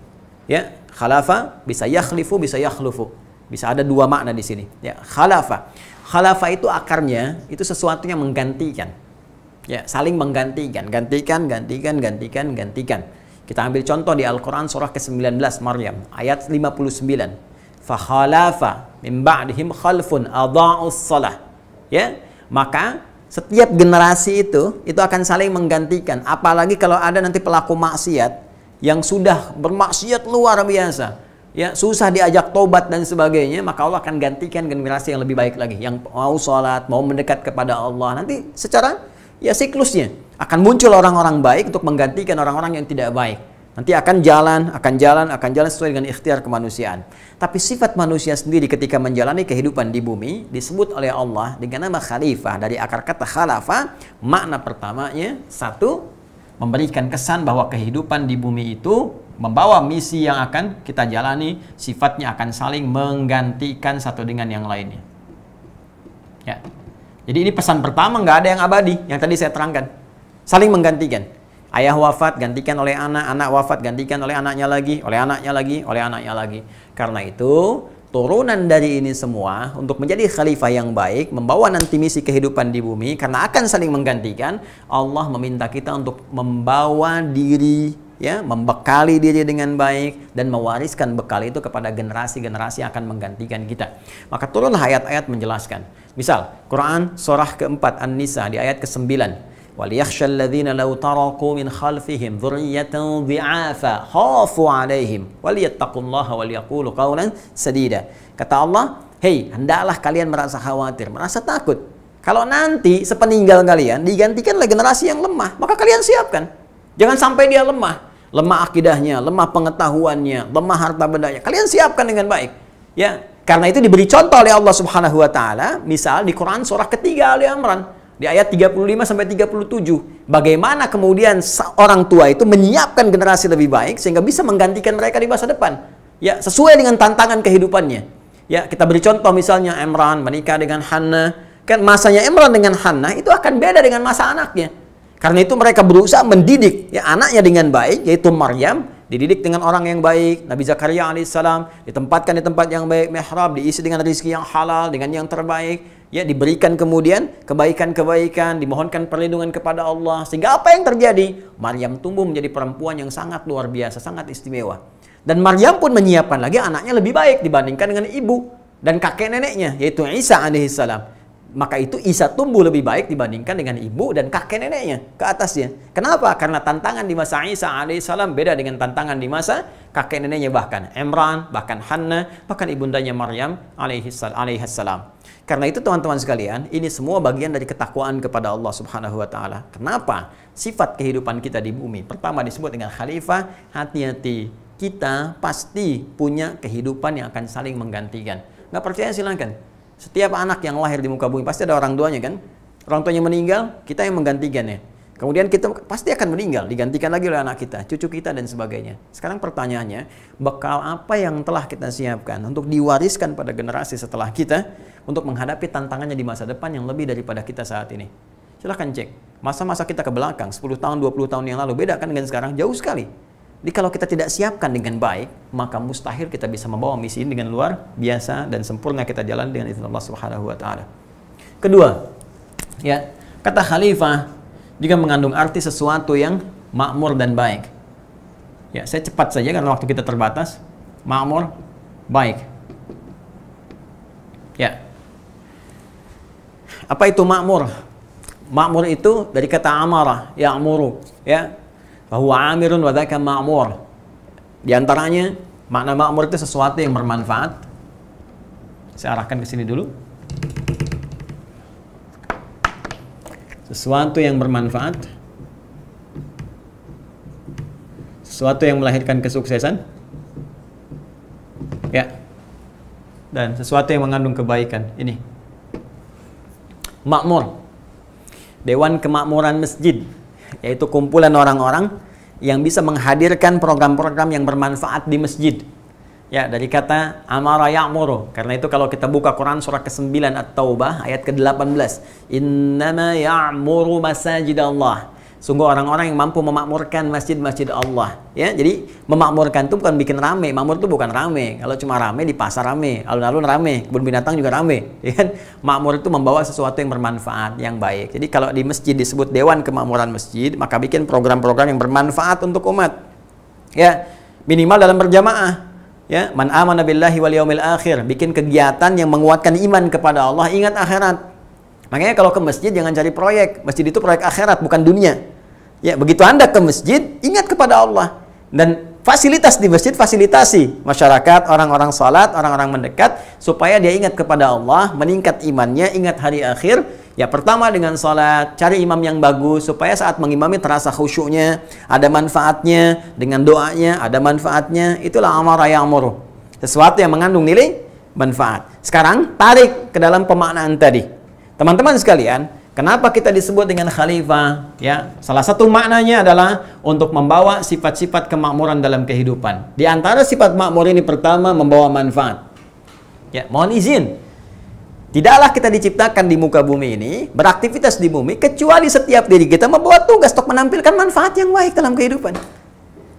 Ya, mohon izin. Karena itu, setiap anggota tubuh kita saja itu langsung detilnya disifati oleh Al-Quran untuk tampil dalam keadaan yang mulia, memberikan manfaat. Jadi mata ini kalau melihat hanya boleh melihat yang baik-baik saja, yang bermanfaat. Yang tak baik palingkan. Ghaddul basar. Quran surah 24 ayat 30-31. Lisan hanya bicara yang baik-baik saja. Nggak boleh berdusta, nggak boleh mencela, nggak boleh bikin hoax misalnya. Quran surah ke-49 ayat 11-12. Sudah ada. Ya, tangan mengerjakan yang baik. Ya, alih-alih mengerjakan yang buruk, kalau buruk potong aja tangannya kata Allah. Daripada dipakai korupsi, pakai mencuri, ya, pakai menjamret, pakai begal. Tangan diciptakan untuk berbuat yang baik, bukan untuk melukai orang. Kaki untuk melangkah kepada yang baik. Bahkan jalan sombong aja Allah nggak suka. Wala tamshi fil ardi maraha. Jangan berjalan dengan sombong kata Allah, karena diciptakan ini untuk yang baik. Dari ujung kepala sampai ujung kaki, detil Al-Quran memberikan bimbingan kepada kita. Karena itu disifati anak cucu Adam ini dengan sifat mulia. Karena kenapa? Karena seluruh desain penciptaan tubuhnya itu diarahkan pada kepentingan yang bermanfaat. Quran surah ke-17 ayat 70. Walaqad karramna bani Adam. Sungguh kami telah sifati kemuliaan sebagai bentuk kemuliaan, bentuk pemberian yang istimewa pada seluruh anak cucu Adam. Karramna bani Adam, kami muliakan seluruh anak cucu Adam. Muhammadallahum fil bardi wal bahr. Ya, kami berikan mereka kesempatan, kami angkat, kami ajak, ada yang beraktivitas di daratan, di lautan, ya kan? Itu sangat luar biasa. Dan kita membawa sifat-sifat kemuliaan ini. Karena itu, apalagi orang beriman, orang Islam, dimanapun Anda berada, tampilkan. Ya, tampilkan si manfaat ini, keimanan kita kepada Allah. Cukup menjadi manusia saja, kita harus membawa manfaat. Karena itu kalau nggak baik, hati kita menolak. Lisan bicara yang nggak baik, hatinya pasti akan protes, itu nggak baik. Ya, tangan mengerjakan yang buruk, hatinya akan protes. Karena sifat fitrah kehidupan kita mengarah kepada kebaikan. Apalagi orang beriman, insan beriman, muslim, tunduk patuh kepada Allah Subhanahu wa taala. Jadi apapun yang Anda kerjakan, saya seorang ustaz misalnya, ya kan? Anda apa yang Anda kerjakan? Apakah Anda di usaha misalnya? Ya, berbuatlah yang jujur. Jadi pengusaha yang jujur, ya, jangan suka menyogok, jangan suka bantu orang korupsi, ya, bangun kemakmuran yang baik, berikan asas manfaat, dari hasil itu dibagi, gitu kan? Kerjakan untuk hal yang baik-baik. Anda diplomat, Anda birokrat, Anda pejabat, apapun Anda, tampilkan yang bermanfaat. Satu saat semua itu akan dibawa kepada Allah Subhanahu wa taala untuk ditampilkan, kemudian dihisab dan menentukan arah hidup kita yang baru saat kembali kepada Allah di akhirat kelak. Jadi ini bagian yang pertama, ya. Yang kedua, ada gambaran juga teman-teman sekalian, khalifah mengandung makna diantaranya kesuksesan, dorongan untuk sukses, untuk berhasil dalam kehidupan, ya. Karena itu ada isyarat kuat dimanapun beraktivitas, apapun yang kita kerjakan, ayo kita semangat, ya. Ayo kemudian kita kerjakan dengan sungguh-sungguh. Makanya banyak ayat dalam Al-Quran yang memotivasi kita untuk sukses dalam bekerja, beraktivitas. Baik itu di pengetahuan misalnya, ya, yang terkait dengan agama, yang terkait dengan keumuman, beraktivitas, semuanya didorong oleh Allah. Jangan tanggung, sukses sekalian. Ya, sukses sekalian. Berhasil, apapun yang kita kerjakan. Kalau perlu yang paling tinggi. Ya, nanti kita akan lihat bagaimana Allah memberikan bekal kepada kita untuk membawa semua misi kehidupan ini. Jadi kalau Anda punya cita-cita, jangan tanggung, apapun itu. Bahkan semasa belajar, ya, karena Allah anugerahkan kepada kita. Nanti saya buka ketika masuk pada ayat berikutnya. Itu manusia itu makhluk istimewa, jauh dari makhluk-makhluk lain, luar biasa potensinya. Jadi kalau mau jadi apapun, itu peluangnya selalu besar untuk terjadi. Jadi jangan tanggung. Kalau Anda sedang belajar misalnya, teman-teman mahasiswa dimanapun Anda berada, Anda sedang belajar, jangan tanggung-tanggung, langsung IPK cita-cita 4, ambil yang paling tinggi, ya, dan dorong kemampuan kita secara sempurna. Pekerjaan, maksimalkan. Cintai pekerjaan kita, lakukan dengan baik, kerjakan dengan mulia, pasti sukses. Karena itu sudah fitrah. Ya, kesuksesan itu melekat pada kehidupan manusia, kecuali bagi yang nggak pengen. Itu aja. Cuma nanti passionnya di mana, itu pilihan kita. Dan sesuai bekal itu Allah berikan, tanamkan pada kita. Hanya nanti bagian ketiga ada keberkahan yang melengkapi. Itu sisi kebaikannya. Ya, kehidupan yang berkah itu mengandung nilai kebaikan yang lebih. Ziyadatul khair. Bagaimana kesuksesan yang kita dapatkan kemudian mengeluarkan nilai-nilai kebaikan, ya, mengeluarkan aura-aura kebaikan. Sukses saja tidak cukup, karena kesuksesan itu harus memberikan dampak kebaikan pada diri kita ataupun orang lain di sekitaran kita. Itulah khalifah. Itulah khalifah. Ya, karena itu sekarang coba dicek. Mohon izin teman-teman sekalian, sampai hari ini apakah lisan sudah mampu bertutur yang bermanfaat? Berapa usia Anda? 40 tahun, 50 tahun, 60 tahun. Cek lisan dulu saja. Jangan-jangan selama ini banyak dustanya. Ya, selama ini banyak kotornya, banyak celahnya. Bahkan belajar agama pun masih sempat mencela orang lain. Merendahkan orang lain. Menganggap orang lain itu jelek semua. Hanya Anda yang baik saja. Hanya Anda yang mulia saja. Itu ada yang salah. Itu ada penyakitnya. Ya. Pandangannya, berapa kali melihat yang keliru. Berapa kali menatap gambar yang kotor. Video-video yang tidak baik. Apalagi zaman-zaman saat ini. Katanya khalifah. Mana? Ya, kaki, tangan, apapun itu. Ya, kita jangan dulu bicara yang tinggi-tinggi untuk meraih kesuksesan, apalagi cuma dunia. Dunia itu kecil, kalau ada nilainya mungkin Allahu Akbar. Ya, Allah anugerahkan lah, tapi ya akan ditinggalkan. Karena yang hakiki itu akhirat. Coba Anda cari-cari, sampai tinggi-tinggi kemudian meninggal. Ya, begitu mau dilantik, meninggal. Begitu mau dapat bayaran, meninggal. Bisa terjadi. Terus apa yang Anda dapatkan? Nah, ini poinnya. Nah, ini kata kemakmuran. Dari kata amara, ya'muru, sifatnya disebut dengan omrun. Ya. Karena itu, kalau kita bawa ini sifatnya omrun untuk mengisi ajal ini, ya, maka istilah dengan omrun. Omrun dibawa ke bahasa Indonesia disebut dengan umur. Ini asalnya. Berapa umur Anda? Ya, selalu kita jawab dengan batasan waktu kan? 10 tahun, 20 tahun, 30 tahun, 40 tahun, 50 tahun, 60 tahun. Padahal asal kata umur ini seakar dengan kata amarah. Sesuatu yang bermanfaat. Ya, sesuatu yang menampilkan kebaikan, sesuatu yang siap mengajak pada kesuksesan. Sekarang saya tanya, kalau disebutkan berapa umur Anda, sebetulnya yang paling mendekati lah ya, mendekati maknanya, kita tidak jawab dengan waktu. Sebetulnya lebih kita jawab dengan sisi-sisi tadi. Berapa umur Anda? Alhamdulillah 40 tahun. Balik tanya, selama 40 tahun itu, kebaikan apa yang telah Anda hasilkan? Manfaat apa yang telah bisa Anda hadirkan? Itu poinnya. Apakah Allah ridha dengan itu semua? Kan? Sudah sukses belum mencapai apa yang kita inginkan? Jalannya seperti apa? Itu poinnya teman-teman sekalian. Karena itu nanti satu waktu ya, kalau sudah sampai ke masanya, ya ke momentumnya kita belajar lagi. Indah, di Islam tuh indah sekali. Ya bahkan Allah tidak membiarkan kata ini berdiri sendiri. Ya.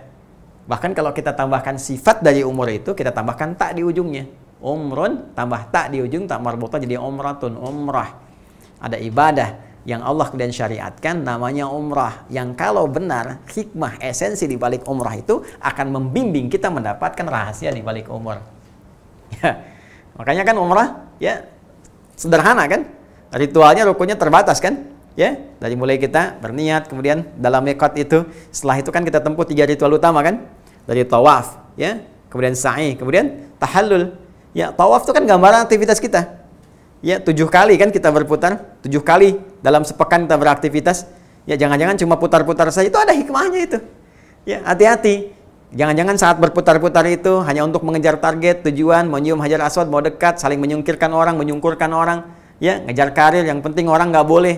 Ya, kita yang harus maju duluan, melukai orang lain, kadang-kadang nginjak orang dan sebagainya. Ya, itu pelajaran besar. Ya, jangan-jangan kita hanya putar-putar saja, nggak ada esensinya.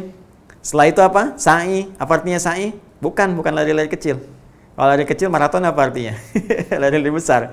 Dengan sa'i itu dari kata sa'a yas'a, kesungguhan, keseriusan, sesuatu yang ditempuh dengan sungguh-sungguh. Jadi kalau Anda mau beraktivitas 7 hari dalam sepekan itu, ini ilmu hikmah ya, ilmu hikmah. Kalau fikih nanti kita bisa bedakan. Ya, jangan nanti Anda katakan nih Ustaz Adi ilmu tak-atik, bukan. Ya, Anda yang harus belajar lebih dalam lagi ya. Jadi nanti ada fikih kita tempatkan di fikih, akhlak kita tempatkan di akhlak, hikmah kita tempatkan di hikmah. Dan ada risalahnya, ada turunannya, ada ilmunya, ada referensinya, kita bisa gali. Sa'i teman-teman sekalian, gambaran kesungguhan, keseriusan.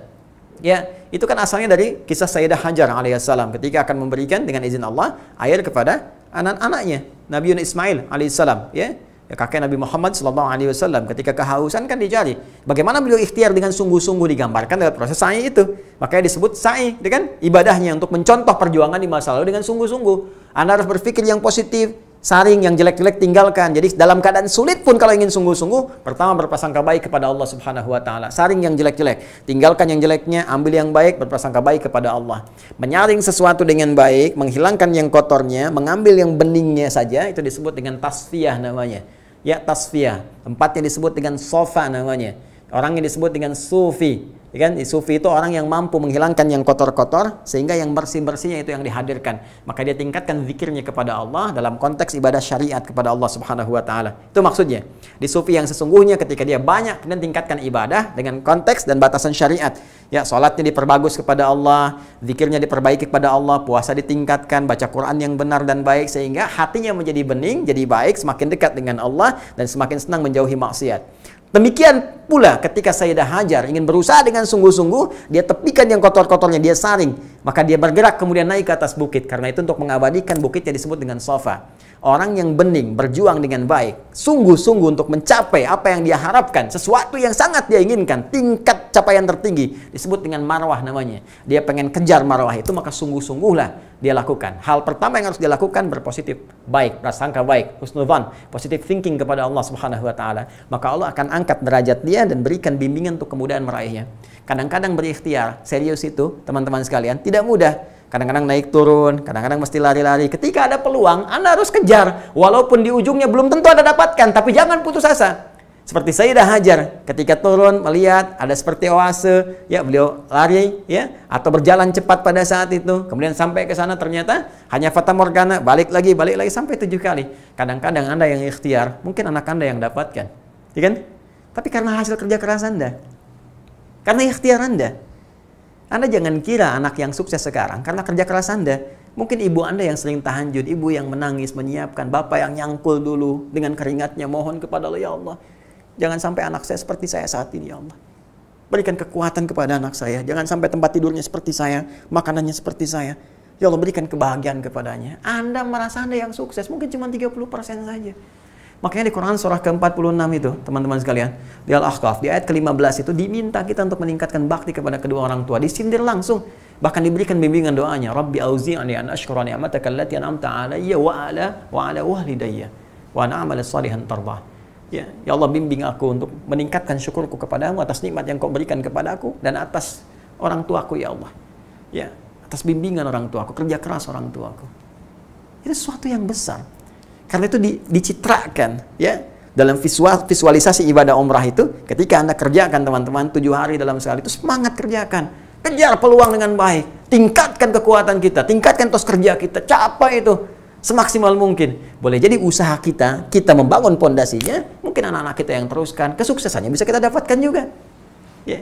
Betapa orang tua kan berusaha menghafal Quran nih, keluarga istimewa nih. Anda menghafal, anak Anda ikut kan?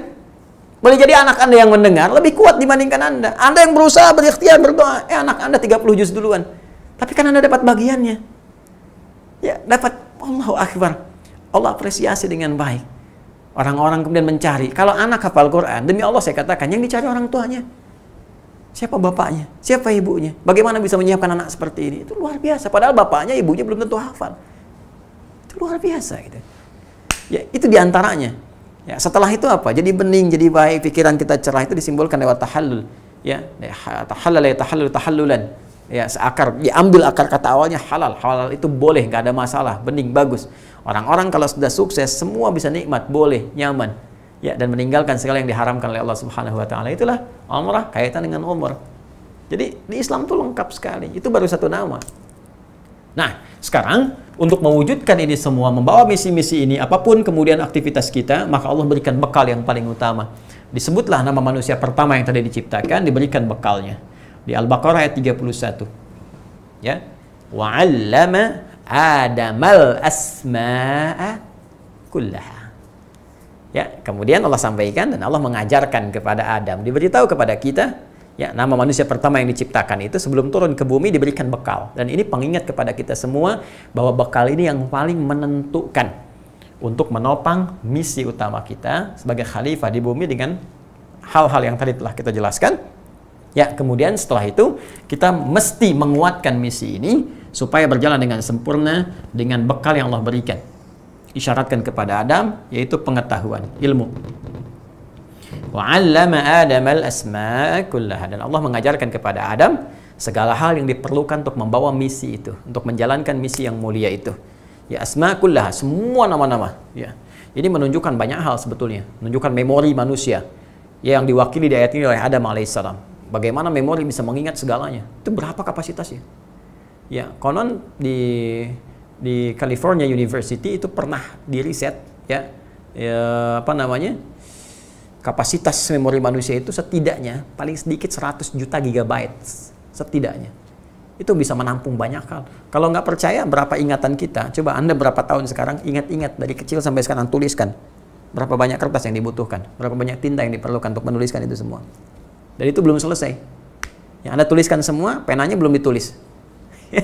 Banyak hal. Sekarang aja yang sedang ada di kita ini, coba sebutkan satu. Kita ini pintar, cerdas. Nggak ada manusia bodoh, cuma di lagu manusia bodoh. Bangun. Ya, nggak ada manusia bodoh, semua pintar. Cuman pilihan manusia. Jadi teman-teman, sering saya katakan, pintar itu anugerah, bodoh itu pilihan. Catat, bikin status. Pintar itu anugerah, bodoh itu pilihan. Ya, jadi manfaatkan ini pengetahuan. Allah berikan pengetahuan kepada Adam alaihissalam, ya, sebagai gambaran kepada kita. Jadi semua butuh ilmu, apapun butuh ilmu. Kalau ilmu kita dapatkan, akan naik derajatnya. Maka itu ilmu itu disandingkan dengan naiknya derajat. Quran surah 58 ayat 11. Yarfa'illahu alladhina amanu minkum walladhina utul ilma darajat. Allah akan mengangkat derajat, beberapa derajat, melebihkan orang-orang yang kuat imannya, meningkatkan imannya, dan orang-orang yang diberikan pengetahuan. Butuh pengetahuan. Itu silahkan dalam dunia manusia saja normal. Ya, silahkan cek S1, S2, S3, mungkin beda perlakuannya, beda. Ya, kemudian salary yang ditempatkan dalam bekerja juga beda. Ya, tingkat kehormatan yang dibangun juga beda. Sebagai penghargaan atas pengetahuan yang dia dapatkan dengan izin Allah Subhanahu wa taala. Semua butuh ilmu. Bahkan kita ibadah pun butuh ilmu. Kalau nggak ada ilmu, waduh bahaya tuh. Subuh iman saja tanpa ilmu bahaya. Iman semangat subuh. Saya ingin tobat. Besok saya subuh 5 rakaat. Dari mana, Joni? Tetap 2. Butuh pengetahuan. Zakat butuh ilmu. Ya kan? Baca Quran butuh ilmu. Semua butuh ilmu. Dan sangat dimuliakan. Karena itu, orang-orang yang belajar ilmu pengetahuan itu sangat dihormati, bahkan diberikan apresiasi tinggi dalam Al-Quran. Sangat tinggi. Apalagi ilmu agama. Disetarakan dengan jihad fisabilillah. Kalau wafat dia mujahid fisabilillah. Setiap tinta yang dia tuliskan ditimbang bersamaan dengan darah syuhada. Itu riwayat yang sampai kepada kita dari kitab-kitab tentang pendidikan. Nah, jadi teman-teman sekalian, ini bekal yang paling utama. Karena itu belajar. Keluarga STWH pun belajar. Dan jangan pernah merasa putus semangat. Jangan pesimis. Belajar. Al-Quran itu sangat luar biasa. Orang baru 1 huruf aja dinilai oleh Allah lewat lisan Nabi 10 pahalanya. Ya. Kadang-kadang ada yang merasa lambat. Bukan lambat, sering saya katakan dari awal. Yang dituntut oleh Allah kepada kita itu bukan berapa banyak yang dihafalkan. Tapi yang dilihat itu kesungguhan kita. Ini nggak usah melihat saya dapat 1 juz, 2 juz, 3 juz. Bismillah, ikhtiar kita aja maksimalkan. Sungguh-sungguh. Nanti Allah yang kasih kepada kita. Boleh jadi ada yang, misalnya jangankan 1 juz. Ada yang 10 ayat aja berjuangnya luar biasa. Kadang baru mau diulang, udah lupa yang sebelumnya. Tapi kan ketika kita sungguh-sungguh, baca lagi, Allahu Akbar. Anda membaca dzalikal kitabul la raiba fi hudal lil muttaqin 100 kali diulang, dikalikan kali 10 huruf lagi, kali hurufnya lagi. Dzalikal kitabul la raiba fi hudal lil muttaqin, berapa huruf tuh? Kali 10 dikalikan 100 kali. Berapa pahala yang Allah berikan kepada kita? Ya. Jadi cara berpikirnya yang diperbaiki. Yang dituntut pada kita itu ikhtiarnya. Kalau kita benar mengerjakannya itu sangat luar biasa. Itulah pengetahuan, itulah ilmu. Ya, dimanfaatkan di baik-baik. Nah, saya mau cepat saja kemudian diperkenalkan oleh Allah Subhanahu wa taala, diberikan training tentang misi kehidupan yang akan dikerjakan sekaligus dengan tantangan-tantangannya. Maka ditempatkan sementara di surga. Surga yang di sini yang dimaksudkan bukan surga yang akan kita tempati nanti. Karena surga tempat kita insya Allah kembali dengan rahmat Allah Subhanahu wa taala, sudah tidak ada perintah dan larangan lagi. Semua kenikmatan aja, semua kenikmatan. Nggak ada ibadah lagi, ya. Nggak ada larangan-larangan lagi, karena semua didesain oleh Allah sesuatu yang terbaik, semua kenikmatan. Sedangkan di sini masih ada ujian. Ya, di sini masih ada ujian. Di surga nanti yang kita tempati insya Allah sudah nggak ada ujian lagi. Ya, jadi kalau Anda nanti ke surga masih pengen tahajud, Anda terlampau soleh, gitu kan? Dilarang sih enggak, cuma nggak ada ibadah-ibadah lagi, semua kenikmatan-kenikmatan aja. Ya, terus kalau saya mau ngerokok gimana Ustaz? Ya silakan, tar ambil apinya di neraka. Ya, Allah alam. Kita lihat sini. Ya, ini canda aja tadi ya. Sini. Di sini masih ada perintah, ada larangan. Perintahnya mendapati kenikmatan, larangannya tinggalkan satu hal yang Allah ujikan. Ya. Wa qulna ya Adam uskun anta wa zawjukal jannah wa kula minha ragadan haitsu syi'tuma wa la taqraba. Ini larangannya. Wa la taqraba hadhihi syajarata fatakuna minadh dhalimin. Dan kami firmankan kepada Adam alaihissalam beserta pasangannya, gitu kan, Sayyidah Hawa alaihissalam, silakan tinggal di sini. Dan dibimbing oleh Allah Subhanahu wa taala, nikmati kenikmatan-kenikmatan, kerjakan. Silakan makan, nikmati hal yang disediakan, cuma ada ujian, jangan dekati pohon ini. Wala taqraba hadhihi syajarah fatakuna minadh dhalimin. Jangan dekati satu pohon ini, ujian, ada ujiannya. Nah, jangan dekati, kan? Apalagi kemudian harus dimakan, apalagi melanggar, ini persoalan. Maka kalau nanti ini dilakukan, terjauhlah dari rahmat Allah Subhanahu wa taala, menjauh dari Allah. Nah, jadi kalau kita melanggar ya dari sesuatu yang telah ditetapkan, itu dalam bahasa Arab disebut asa, yang maksiyah. Sifatnya disebut dengan maksiyah. Asa ini. Ya.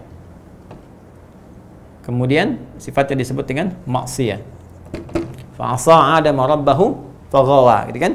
Maka nanti kita akan lihat bagaimana Adam alaihissalam melewati ujian yang dimaksudkan. Diberikan oleh Allah Subhanahu wa taala petunjuk. Ya, ini jangan lakukan. Kalau nanti kamu kerjakan ini, kamu menjauh dari Allah, kamu menyimpang, menyimpang, ya. Berbuat maksiat, melanggar ketentuan Allah Subhanahu wa taala sehingga terjauh.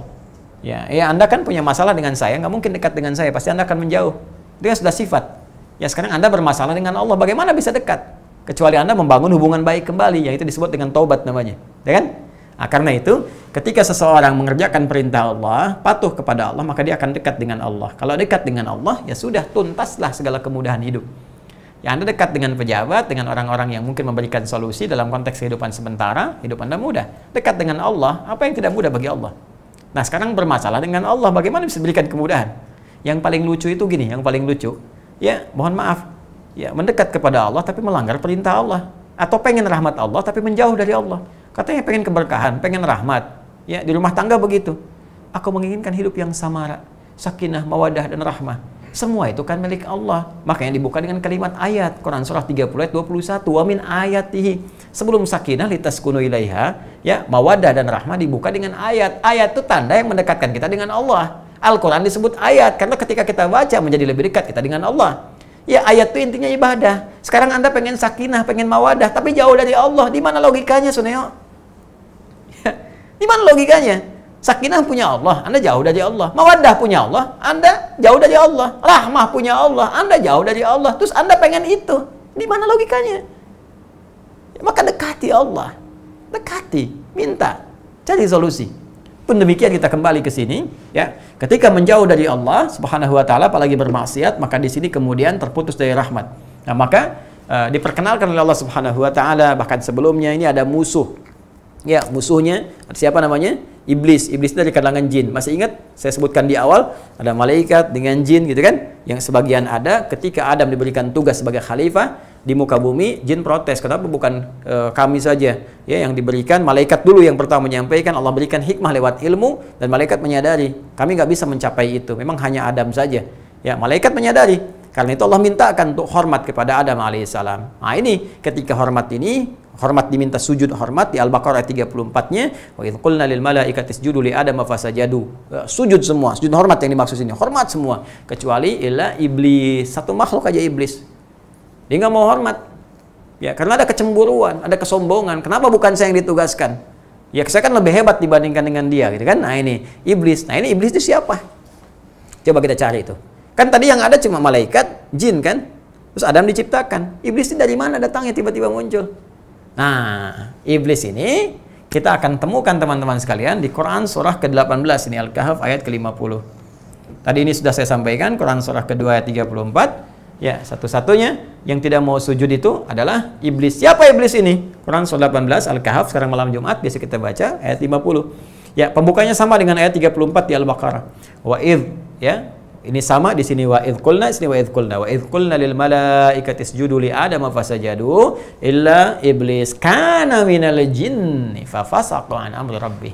Ya, iblis itu yang dari kalangan jin, bukan yang dari kalangan malaikat. Ya, kana minal jinni fa fasaqa an amri rabbih, termasuk dari kalangan jin yang menyimpang. Jadi fasak itu lawannya ta'ah. Di asalnya jin taat kepada Allah. Cuman karena kesombongan, merasa hebat, ya, itu yang menjadikan dia terjauh dari Allah Subhanahu wa taala. Dari mana taunya dia sombong? Al-Baqarah 34 menyebutkan aba, enggan sujud, wastakbar, sombong. Dari mana? Kesombongannya seperti apa? Ketika Allah infokan, ya, sombong seperti apa?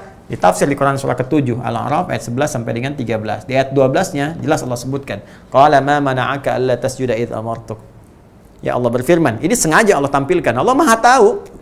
Cukup Allah mengatakan kamu sombong, semua patuh. Iya, sombong dia. Cuma supaya iblis gak bisa ngeles dan berkata, saya nggak sombong ke Allah, dibuka langsung di lisannya. Karena itu nanti, ini fitrah dalam kehidupan, ada kejadian-kejadian yang Allah langsung buka. Ya, ketika banyak orang menyembunyikan misalnya, atau bahkan iblis menyembunyikan, atau bahkan manusia menyembunyikan, akan dibuka oleh Allah sehingga tampak dengan sendirinya, sehingga menjadi hujah yang tak bisa dibantah kembali. Nah, ini pertama kali dikisahkan langsung dalam Al-Quran melalui lisan iblis la'natullah. Ya, kana minal jin fa fasaqa an amri rabbih, termasuk dalam kalangan jin yang tadinya dia taat karena sombongnya. Seperti apa sombongnya? Dibuka langsung oleh Allah Subhanahu wa taala melalui lisannya. Kata Allah, "Ma mana'aka alla tasjuda idz amartuk." Apa yang menyebabkan engkau mencegah engkau enggak mau sujud kepada Adam, hormat ketika aku perintahkan? Jadi esensi perintah itu, esensi sujud itu perintah saya. Hei iblis, kata Allah, ya, itu perintah saya, bukan masalah sujudnya. Semua enggak sujud, ya, nggak akan menurunkan status aku sebagai Tuhan. Manusia semua nggak sholat, nggak sujud, Allah tetap Allah, nggak ada ruginya. Cuma itu perintah. Apa jawab iblis? Ana khairum minhu, khalaqtani min nari wa khalaqtahu min tin. Aku lebih hebat daripada dia. Kau ciptakan aku dari api, dia dari tanah. Nggak level, tanah harus nyembah kepada yang harus hormat. Penyembahan di sini hormat maksudnya. Harus hormat kepada yang di bawahnya. maka murka Allah Subhanahu wa taala dan mengharamkan sifat kesombongan bagi semua makhluk siapapun. Ya, sampai di hadis qudsi dikatakan kesombongan, keagungan adalah jubahku, siapa yang mengenakannya maka haram dari rahmat Allah Subhanahu wa taala. Ya kan? Haram dari surganya, haram dari rahmatnya, terjauh. Rahmat Allah, Allah pemberi rahmat disebut Rahim, yang terjauh dari rahmat disebut Rajim. Maka sejak saat itu iblis disebut dengan Rajim. Rajim, ya. Ya, nah persoalannya dia mewariskan kesombongannya dan memohon kepada Allah untuk membuktikan diri. Ini kalau udah sombong tuh susah. Sombong tuh susah, dapat hidayah juga susah. Makanya kesombongan tuh bisa menghambat hidayah, itu bahaya. Jangan sombong. Ya, di teman-teman STWA kalau udah hafal Quran jangan sombong. Diberi ilmu sedikit jangan sombong. Diberi kedudukan sedikit jangan sombong. Diberi harta sedikit jangan sombong. Bahaya, susah dapat hidayah. Ya, hidayah yang paling ringan diingatkan, dikasih diingatkan susah, diberi nasihat susah. Itu yang paling bahaya. Ya karena itu ketika iblis diingatkan, sebetulnya dia tahu Allah Maha Pemaaf, Al-Afu. Ya Allah Maha Penyayang, Rahman Rahim. Cuma karena kesombongan tertutup itu semua. Balasa, tertutup. Ya, terselimuti oleh keburukan disebut dengan iblis dan dia mengajukan kepada Allah untuk membuktikan kesombongannya dengan menggoda Adam. Maka disampaikan di Quran surah keempat An-Nisa ayat 118 sampai 119. La'anahullah wa qala la attakhidanna min ibadika nasiban mafruḍa. Ya, dia dilaknat oleh Allah Subhanahu wa taala, dia mengatakan, "Ya Allah, berikan saya kesempatan ya untuk bisa menggoda Adam bahkan anak keturunannya. Aku akan manfaatkan untuk aku sesatkan. Wala udhillannahum wala umanniyannahum." Ya, aku akan sesatkan mereka, aku berikan imajinasi, angan-angan. Itu sudah proposalnya iblis. Makanya hati-hati tuh, kasih angan-angan. Oh, sekarang jabatan ini 5 tahun ke depan, tapi punya peluang untuk bikin kebijakan-kebijakan kaya cepat, korupsi. Asalnya dari imajinasi. Tuh kan, disesatkan, sesat tujuan, sesat arah, sesat kebijakan dan sebagainya di jabatan, ya di harta begitu sesat, dipakai maksiat dan sebagainya. Di ilmu begitu, kadang-kadang dipakai buat nipu orang, keluarkan fatwa yang jelek, atau arahan dunia saja, cari kesempatan-kesempatan duniawi. Itu yang fatal, itu kerjaan iblis. Minta untuk membuktikan dan Allah berikan benteng kepada Adam dan anak cucunya. Nah, maka ketika dia eksekusi itu semua dan mulai diwariskan pada orang lain keburukannya, maka dirubah namanya oleh Al-Quran jadi syaitan. Syaitan, ya, yang melemparkan orang lain atau menjauhkan orang lain dari kebaikan, dari rahmat Allah Subhanahu wa taala. Dari kata syaitana, ketika melekat pada satu makhluk disebut dengan syaitan. Maka iblis pun mulai menerapkan pertama kali itu kepada Adam, Al-Baqarah ayat 36. Maka ketika dia mulai mewariskan keburukannya kepada Adam disebut dengan syaitan. Fa'azallahuma syaitanu anha. Ya, fa'akhrajahuma mimma kana fi. Maka setan mulai bekerja, yang dimaksud iblis tadi dari kalangan jin yang bermaksiat pada Allah Subhanahu wa taala, berbuat fasik, ya, fusuk. Maka dia wariskan kepada Adam, dia coba goda Adam, maksudnya ketika digoda dan sebagainya terpeleset. Terpeleset itu kan jatuh dari atas ke bawah gitu kan. Maka kemudian setelah itu hikmahnya Allah perkenalkan, ini godaan setan begini. Ya, supaya jadi bekal sebelum turun misinya ke muka bumi, ini tantangannya. Ini musuhnya, ini bahayanya begini. Kamu punya tugas begini, tapi tantangan seperti ini. Ya, double dapatnya. Kalau berhasil tugasnya dapat pahala, kalau berhasil mengatasi godaan-godaan setan pun ditambah pahala dengan tingkat-tingkat kebaikan yang luar biasa lagi.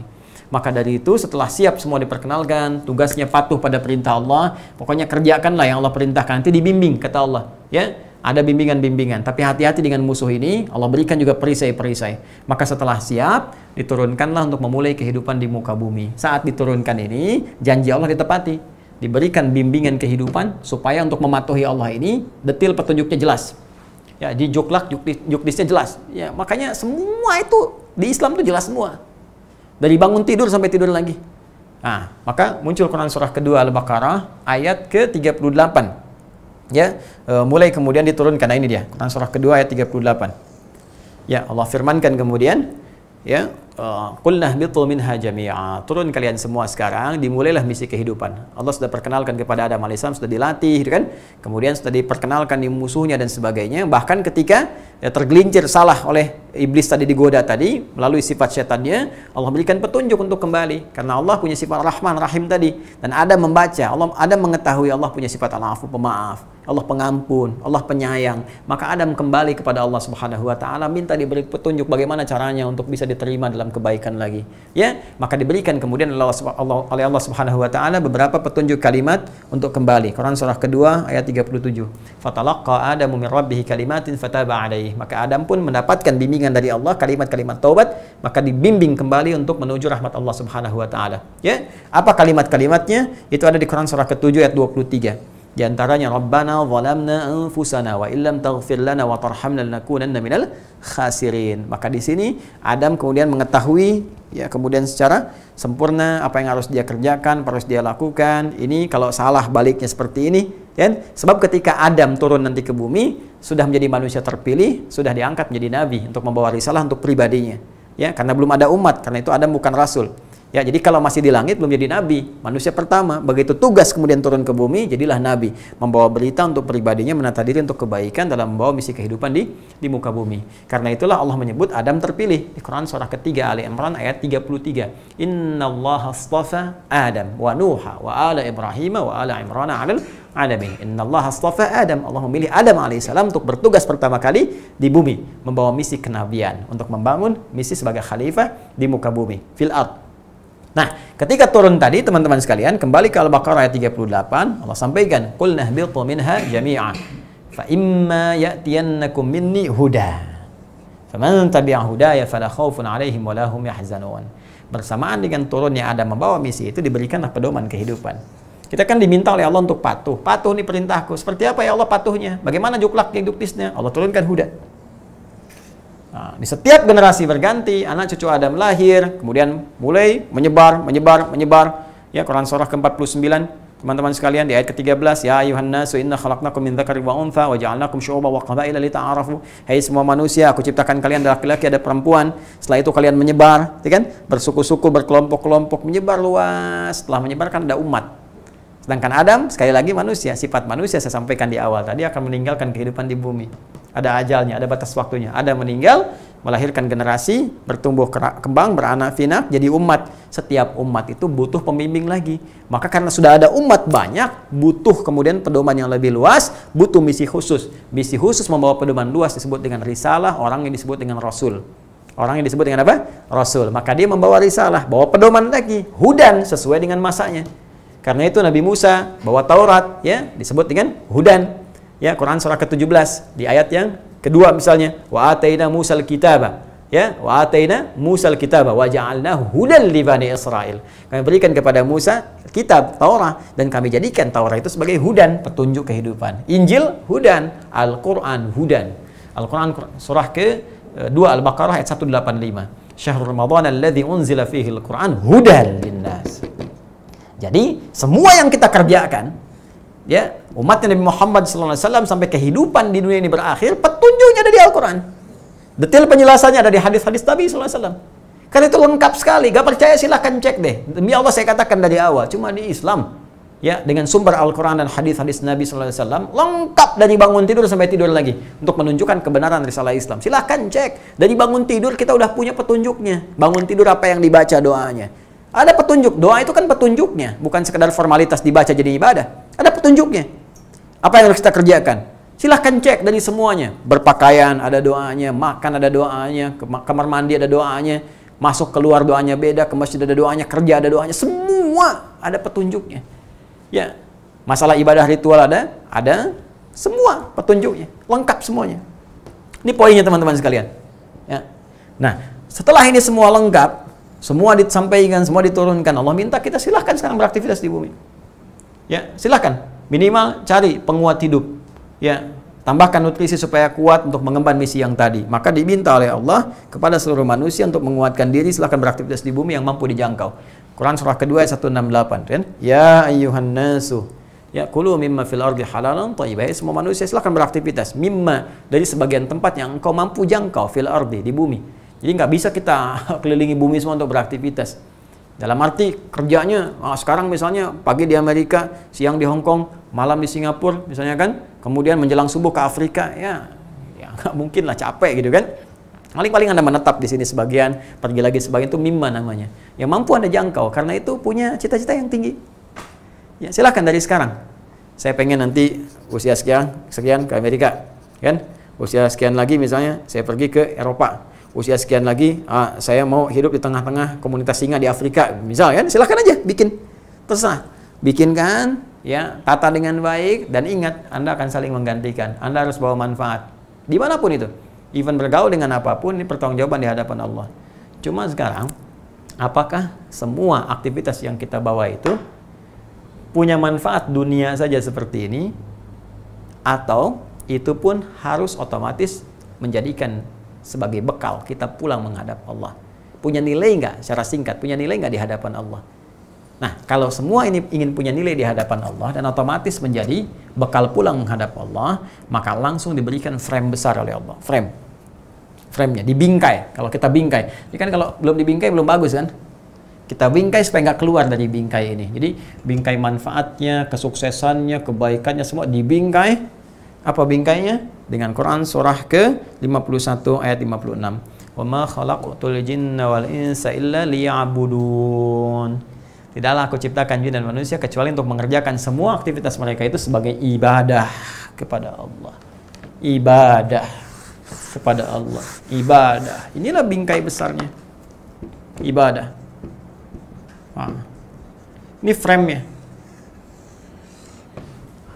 Nah, jadi ini bingkai ibadah. Di dalamnya ada fungsi khalifah tadi. Membawa manfaat, bawa kesuksesan segala rupa. Tapi niatkan semua ini untuk ibadah kepada Allah. Inilah esensi kehidupan kita. Untuk ibadah. Ya. Sekarang dari semua yang pernah kita kerjakan jadi ibadah nggak? Hah? Jadi ibadah nggak? Anda kerja berapa puluh tahun? Apa profesi Anda? Berdagang dulu, bisnis. Bisnis Anda jadi ibadah nggak? Hah? Pekerjaan Anda, karir Anda jadi ibadah nggak? Belajar jadi ibadah nggak? Yang ngajar, dosen, guru, ustadz jadi ibadah nggak? Jangan-jangan nggak jadi ibadah. Keluarga STWH nih, yang sekarang ada yang Zoom juga bersama kami saat ini. Coba. Niat Anda sekarang benar nggak jadi ibadah? Jangan-jangan cuma sekedar pengen hafal Quran. Kalau cuma pengen jadi hafid, ya rubah nama aja. Ya, dari Asep jadi hafid, ya kan? Dari Eva jadi hafidhah misalnya, kan gampang. Jadi ibadah nggak? Karena kalau kita paham yang diinginkan Allah ibadah saja, kita nggak akan pernah mikir jauh. Terserah Allah, mau kasih saya 30 juz, 3 juz, ya setengah juz. Alhamdulillah, yang penting niat saya ibadah ya Allah. Saya menghafal ibadah. Saya berusaha, yang penting kau ridha kepada saya. Bukan berapa banyak ayat yang saya hafalkan. Saya cuma ikhtiar aja. Mengikuti ketentuan Allah. Yang penting saya niatkan ibadah. Itu kuncinya. Semakin ikhlas, semakin tinggi kita niatkan, semakin besar anugerah Allah dan semakin banyak yang diberikan kepada kita. Kadang-kadang di titik itu kita mesti lulus. Termasuk teman-teman penghafal Quran. Mesti lulus di situ. Kalau hati kita sudah lapang, diniatkan karena Allah, betul-betul puncaknya ada, itu gampang sekali. La tuharrik bihi lisanaka li ta'jala bih. Jangan cepat-cepat menggerakkan lisanmu hanya untuk mengejar hafalnya itu. Ya inna alaina jam'ahu wa qur'ana. Kami yang tanamkan dalam jiwamu. Ya, kami akan bacakan fa idza qara'nahu fattabi' qur'ana. Ketika kami bacakan, ikuti bacaannya. Ini yang Allah sampaikan kepada Rasulullah. Dan dibuka pengetahuannya kepada kita. Betapa mudah Nabi berikan, bukan karena sifat kenabiannya saja, tapi kesolehan yang dibangun oleh Rasulullah. Ketakwaannya ditingkatkan, ibadah yang dikuatkan. Makanya teman-teman penghafal Quran pun harus diiringi dengan ibadah yang kuat. Tahajudnya bangun, kan? Puasanya, zikirnya kuatkan, terus ikhlaskan niat, buang jauh-jauh. Dari awal saya katakan buang jauh-jauh. Ya, ingin jadi hafid, buang. Niatkan ibadah, yang dituntut tadi kita cuma ibadah. Hafal dengan cara yang baik, setelah itu biarkan tiba kerja. Termasuk teman-teman sekalian, dalam konteks kehidupan dunia juga. Kalau Anda niatkan benar ibadah, nikmat hidup kita itu. Jabatan, niatkan dengan ibadah, akan bikin kebijakan-kebijakan yang baik. Harta, niatkan ibadah, akan lapang. Kalau nggak pernah diniatkan ibadah, capek. Gitu aja. Di pekerjaan, cari uang cuma gitu aja, berangkat gelap, pulang gelap, udah cuma dapat capeknya aja, demi Allah dapat capeknya aja. Dinikmatin nggak gitu? Makan tetap segitu aja. Apa kalau Anda dapat harta 1 miliar, makannya sehari 30 kali sehari? Enggak, 3 kali juga. Silakan 3 kali juga. Ya, bedanya kan cuma masuk ke mulut, keluar sama. Ya kan? Kotoran juga. Tapi kalau kita niatkan seperti ini, aduh waktunya tuh enak banget. Ibadi khalaqtuka lil ibadati fala tal'ab. Wa qasamtu laka rizqaka fala tat'ab. Ya, hamba-hambaku aku ciptakan engkau untuk ibadah. Kata Allah di hadis qudsi. Ya, lewat lisan Nabi sallallahu alaihi wasallam, aku ciptakan engkau untuk ibadah. Jangan banyak mainnya. Dan aku telah tetapkan rizkimu. Jangan terlalu capek. Kalau engkau ikuti petunjukku untuk menjadikan aktivitas ibadah kepadaku, aku akan berikan kenikmatan, kelapangan dalam ibadahmu, dan aku berkahi rizkimu. Ya, sehingga nyaman kau dapatkan. Tapi kalau engkau menjauh untuk mengejar duniamu itu, yang kau kejar, aku buat engkau lelah untuk mengejarnya, dan engkau tidak akan mendapatkan bagian dari rezeki itu kecuali yang telah aku tetapkan untukmu. Jadi nggak akan nambah. Kalau rezeki Anda 1 miliar, ya 1 miliar itu sampai meninggal. Mau Anda berangkat dari gelap, pulang gelap, tetap segini aja. Hah? Maka apa yang Anda kejar? Sampai sejauh ini. Dan tahun berganti esok hari. Di tanggal Masehi udah 2021. Anda masih mau seperti itu? Atau bahkan malam nanti mungkin ada yang meninggal. Apa yang Anda siapkan? Belum taubat juga? Belum berubah juga? Mau sampai kapan? Mau sampai kapan? Ini poinnya. Ya, ya kembalilah. Fafirru ilallah. Inni lakum nadhirum mubin. Ya kembali kepada Allah Subhanahu wa taala. Evaluasi diri kita lagi. Ada yang salah nggak nih? Apa yang mau dilombakan? Ya, yang saya nggak paham, kadang-kadang saya nggak ngerti ya manusia itu. Ya berlomba nyari harta sampai menghancurkan orang lain, ya kan? Ada yang menyakiti, membegal, merampok, membunuh, mengeksekusi dan sebagainya. Nyari kedudukan sampai nyingkirkan orang, ya. Kemudian juga menyakiti orang lain dan sebagainya. Di pengetahuan kadang-kadang begitu berbuat jahat. Untuk apa? Pada akhirnya meninggal juga. Untuk apa? Dan udah diatur lagi. Ya. Untuk apa gitu? Itu jauh dari tugas kita. Jauh dari misi yang harus kita kerjakan. Jauh dari tugas yang Allah berikan kepada kita. Visinya bukan seperti itu. Ini visinya nih, bingkainya ibadah. Visinya ibadah, misinya khalifah. Ini harus kita hadirkan. Ya, untuk memudahkan konsep ini, diberi namalah bingkai ini dengan nama ad-din. Ad-din namanya. Ya, ad-din. Terus orang banyak ngaku, saya pun punya ad-din. Ya, diterjemahkan dalam bahasa masing-masing, agama dan sebagainya. Kamu punya agama, saya juga punya agama, ya kan? Ya sudah, sampai muncul lakum dinukum waliyadin. Untukmu agamamu, untuk kami agama kami, gitu kan? Nah, tapi apa yang kemudian Allah tegaskan supaya tidak rancu, tidak ambigu, diberi namalah kemudian dengan al-Islam. Quran surah ketiga ayat 19. Inna dina indallahil Islam. Maka bingkai ibadah ini disebut dengan Islam namanya. Orang yang disebut dengan Muslim, ya, maka diminta kita menjaga keislaman kita sebagai Muslim sampai kita meninggal. Ya, Quran surah ke-3 Ali Imran ayat 102. Tiap pekan diingatkan setiap khatib naik ke atas mimbar. Ya ayyuhalladzina amanu taqullaha haqqa tuqatih wa la tamutunna illa wa antum muslimun. Tingkatkan ibadah kita, takwa kita. Jangan wafat kecuali menjadi muslim yang baik. Jadi jaga keislaman sepanjang wafat. Jaga Islam, jaga ad-din. Ad-din itu ibadah. Maksudnya sepanjang hidup kita sampai wafat, tingkatkan ibadah. Gitu cara memahaminya. Tingkatkan. Ada yang sifatnya ritual, sholat. Mau sampai kapan sholatnya fardu terus? Mau sampai kapan nggak paham yang dibaca? Tingkatkan dari sekarang belajar, tambah sholat sunnahnya, pahami dengan baik. Mau sampai kapan kemudian kita hidup, belum pernah berzakat, berniat dengan baik, cari harta untuk niat ibadah. Ini niatnya ke sini. Bukan cuma ngumpul-ngumpulin aja. Kalau cuma ngumpulin, jangankan yang beriman. Yang kafir pun banyak. Yang kaya banyak, yang pamer banyak. Kita beda, kita itu untuk ini. Makanya cari kerja itu bukan buat numpuk harta, dapat harta buat ibadah, buat zakat. Nanti lihat apa yang Allah kemudian berikan kepada kita. Makanya perbaiki niatnya. Ya Allah, saya pengen bekerja, dapat harta supaya bisa zakat 1 miliar misalnya. Silahkan. Ya. Jadi misalnya kindly risk, crazy risk udah banyak gitu kan. Tapi kan yang belum kita dapatkan kindly risk, yang dengan hartanya itu bisa bagi-bagi. Ya, kalau yang pamer banyak sekarang, pamer ini, pamer itu, pamer ini, pamer ini, pamer rumah, pamer kendaraan, pamer macam-macam. Yang saya pengen tahu, bisa nggak pamer Ferrari terus wakafin, ya, Lamborghini terus hibahin. Ayo, ya paling minimal misalnya yang sekarang yang kaya-kaya tuh, ya coba mampu nggak Anda? Ya misalnya hidup di Indonesia, cari kerja di Indonesia, macam-macam, coba beramal sekarang, iuran, ya, buat vaksin, buat apa, buat obat, buat macam-macam. Minimal sekarang misalnya, ya taruhlah buat berbagi dengan orang-orang yang membutuhkan, ya sembakonya kayak apanya dan sebagainya. Itu yang kita butuhkan sekarang. Ya. Ini satu gambaran ya, gambaran kehidupan. Jadi kita hanya menempatkan untuk mengevaluasi diri kita lagi, kembali lagi pada kita semua. Nah, untuk mendapatkan nilai yang terbaik ke sini, ibadah maksimal ini, baik ritual ataupun sosial, kita mesti merujuk kepada pedoman lagi, pedoman hidup. Dan pedoman hidup kita untuk menunaikan ini dengan sempurna disebut dengan hudan. Kalau ini kita dapatkan, senang hidup kita, tenang hidup kita. Fala khaufun 'alaihim wa lahum yahzanun. Dan satu-satunya hudan yang paling lengkap yang ada sekarang sampai kita wafat yang diberikan pada Rasulullah SAW sebagai Rasul terakhir, yaitu Al-Quran. Ini pembukanya. Dijelaskan nanti lewat sunnah sebagai detailnya. Dasarnya ini Al-Quran. Karena itu, kalau kita ingin jadi yang terbaik, beribadah dengan baik, jadi manusia yang baik, maka harus kembali kepada Al-Quran. Harus kembali kepada apa? Al-Quran. Karena Nabi menyampaikan dalam hadisnya yang sahih, khairukum man ta'allama al-Qur'ana wa 'allamah. Yang terbaik di antara Anda adalah orang yang mampu belajar Al-Quran kemudian berusaha mengamalkannya. Itu intinya. Ya, belajar Al-Quran, belajar Al-Quran, belajar Al-Quran, kemudian mengamalkan itu semua. Itu tadi Lihat di Al-Quran, komplit. Saya pernah terangkan dari awal sampai akhir. Ya, bahkan dari sebelum lahir sampai kita wafat ada semua di situ. Lalu mengamalkannya. Nah ini, jadi belajar itu dasar. Makanya keluarga besar STWH, sekolah terbuka, usahakan Al-Quran hafal. Sekarang kita sedang belajar. Ya, dan itu tingkat paling tinggi menghafal. Pertama kan baca, ya seperti saya terangkan. Kedua mempelajari, kan, sambil baca. Ketiga menghafalkan. Kenapa? Kalau dihafal makin mudah. Ya, kalau belum hafal kita akan tanya, mana nih ayatnya? Mana dalilnya? Mana apa? Pelajarin dulu. Tapi kalau kita hafal, sudah dibawa oleh diri kita sendiri. Ayatnya akan mengingatkan kita. Ya, begitu kita nonton misalnya ada orang berkata semua agama sama, ayat mengingatkan, "Hei, qul huwallahu ahad." Ya. Kita jalan misalnya ada orang sombong, ayatnya datang mengatakan, "Wala tamshi fil ardi maraha." Ya. Ada yang mabuk-mabuk, ayatnya datang, "Yasalunaka al-khamri wal maisir" atau "Innamal khamru wal maisir" dan seterusnya ayat. Jadi semua mengingatkan kita.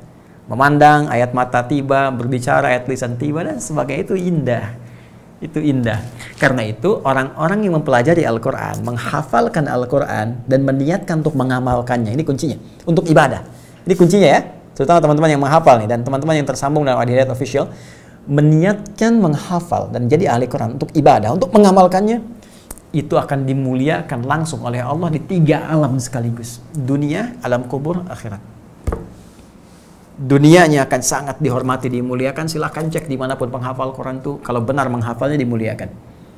Di alam kubur dijaga jasadnya, diterangi. Di alam kuburnya orang hafal Al-Mulk saja, di alam kubur dijaga, apalagi hafal Al-Quran.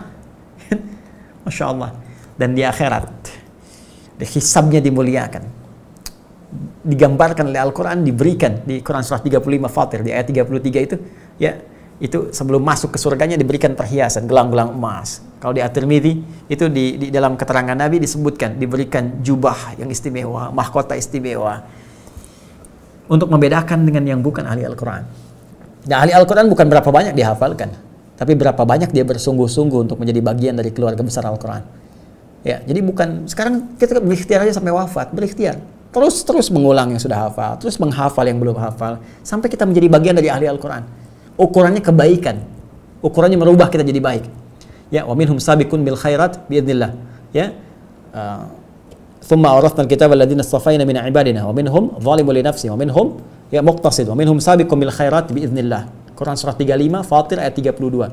Kami wariskan Al-Quran itu kepada sebagian hamba-hamba yang kami pilih. Cuma sayang nanti di antara mereka ada yang zalim.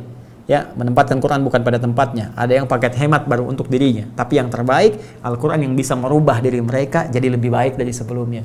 Itu targetnya. Ini sepanjang hidup kita menghafal. Kalau sudah hafal, kita menguatkan hafalan. Dan mempraktekkan itu semua supaya merubah hidup kita. Jadi sekarang nggak apa-apa.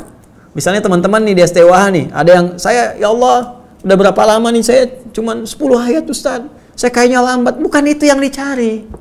Ahli Quran itu bukan berapa banyak yang Anda dapatkan. Ahli Quran itu berapa sungguh-sungguh kita menghafalkan. Supaya kita bangga bawa di hadapan Allah. Ya Allah, yang penting kita punya kalimat gini, ya Allah, saya pernah menghafal. Saya pernah berusaha menghafal. Itu cukup. Itu cukup. Nanti kita akan lihat bagaimana Allah memberikan anugerah kepada kita. Ya. Yang penting kita tunjukkan kepada Allah kita sungguh-sungguh. Kita serius. Terus amalkan. Nanti tenang teman-teman, kita nanti insya Allah ada kelasnya. Nanti ada spesifikasinya. Jadi setelah nanti serius menghafal, nanti saya akan turunkan pelajaran-pelajarannya sesuai dengan profesi Anda. Ya, nanti yang di dokter, nanti kita akan keluarkan ayat-ayat kedokteran apa, kesehatan, yang di bidan apa, gitu kan? Yang di herbal bagaimana. Anda yang di bisnis, kita turunkan ayat-ayat bisnis bagaimana, di hadisnya seperti apa, yang di rumah tangga seperti apa, ada semua kok. Bersabar. Tahap pertama dulu. Ya, tahap pertama dulu. Dan teman-teman yang lain juga, alhamdulillah kita coba maksimalkan dengan baik. Niatkan ibadah. Mau jadi apapun Anda. Ya, Anda mau jadi pejabat kah, silahkan. Pedagang kah misalnya. Ya, dokter kah, perawat kah, dan sebagainya. Tapi kita sedang berlomba sekarang. Ya, berlomba dan dibatasi dengan kematian. Ajal. Itu batasan kita. Ya, karena itu saya harap kita evaluasi lah. Ya, dan tobat, ya kadang-kadang ada momentum tertentu untuk mengingatkan kita kembali untuk introspeksi. Ya, walaupun tobat itu setiap waktu kita berlangsung. Kadang-kadang Allah kasih lewat musibah, lewat sakit, ya. Kadang-kadang lewat kejadian tertentu atau waktu-waktu tertentu. Maka saya katakan ini saatnya kita untuk mengevaluasi diri, lihat lagi ke belakang.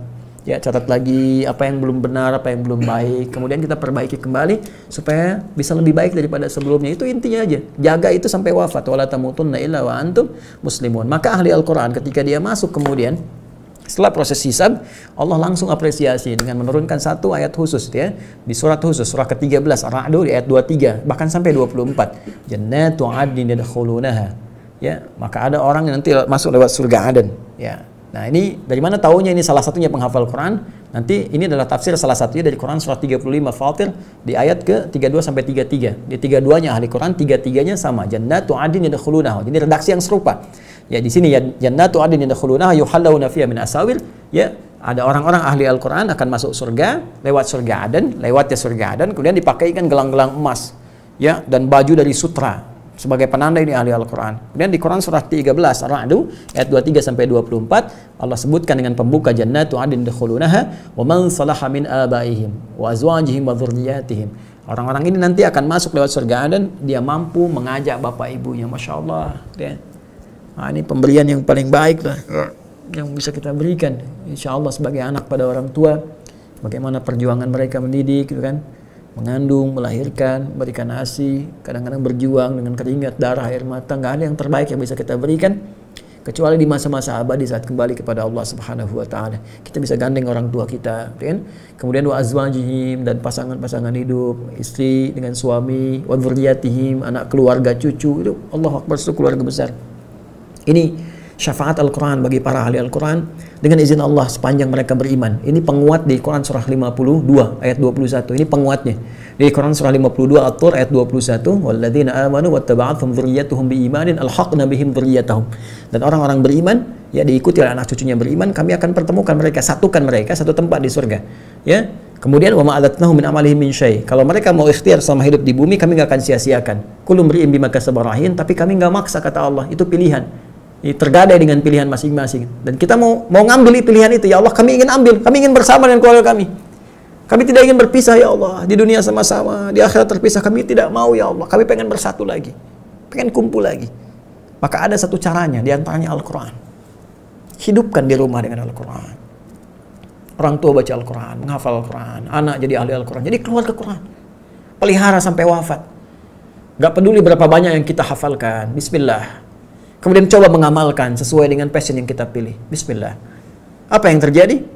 Ya, jannatu 'adnin yadkhulunaha wa man salaha min abaihim wa azwajihim wa dzurriyyatihim wal malaikatu yadkhuluna 'alaihim min kulli bab. Salamun 'alaikum bima sabartum.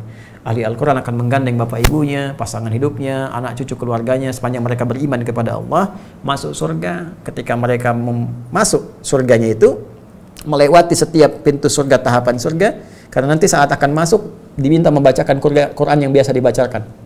Ya. Rattil iqra waqar. Ya. Bacakan Quran yang biasa engkau bacakan saat di dunia. Kemudian naiklah. Fa inna akhira qiraatika akhira manzilatika fil jannah. Maka nanti di situ, di akhir bacaan kamu itu, ya, yang biasa kamu bacakan itu tempatmu di surga. Jadi dia naik, biasa dia bacakan yang biasa dibacakan saat di dunia, naik. Setiap dia melewati tempat-tempat surga, di pintunya ada malaikat yang mengucapkan selamat. Salamun alaikum bima sabartum fa ni'ma uqbaddar. Selamat atas Anda sekalian, sabar saat di dunia. Jadi sabar, ya, menghafalnya sabar. Sabar. Menghafal sabar, mengamalkan sabar. Sabarlah, dengan maksiat sabar. Dengan anugerah syukur. Sabar kalau ada ujian, sabar. Ya, sabar. Terkait mencari rezeki, sabar. Kalau belum ada malam ini, sabar. Bismillah, cari, Allah pasti berikan. Ya. Jangan terlalu berbanyak memikirkan yang akan datang. Kita hanya dituntut mengerjakan yang sekarang. Ya. Kata Allah, hei, hambaku, jangan banyak menuntut rezeki untuk besok. Ya, karena aku tuntut amalan sekarang. Belum tentu kita hidup sampai besok. Siapkan, rencanakan boleh. Ya, tapi realistis. Kita harus mengerjakan apa yang Allah kemudian perintahkan di masa-masa saat sekarang kita hadapi. Nah, ini yang ingin saya sampaikan, teman-teman sekalian. Jadi frame ibadahnya, frame keislamannya dijaga betul. Bangga dengan muslim. Kita sebagai muslim bangga dengan keislaman kita, dan tunjukkan. Karena itu tunjukkan yang baik-baik, yang bermanfaat. Even kepada saudara-saudari kita tetangga, ya, sebangsa setanah air, atau teman, kemudian di pekerjaan. Saya yakin tidak semuanya muslim, ada yang Kristen, ada yang Hindu, yang Buddha, kan? Maka tampilkan sifat-sifat baik kita dengan mereka. Ya, kalau ada makanan berbagi, kan? Hal-hal yang baik silahkan, tapi jaga nilai keislaman. Kalau masalah akidah, masing-masing kita hormati.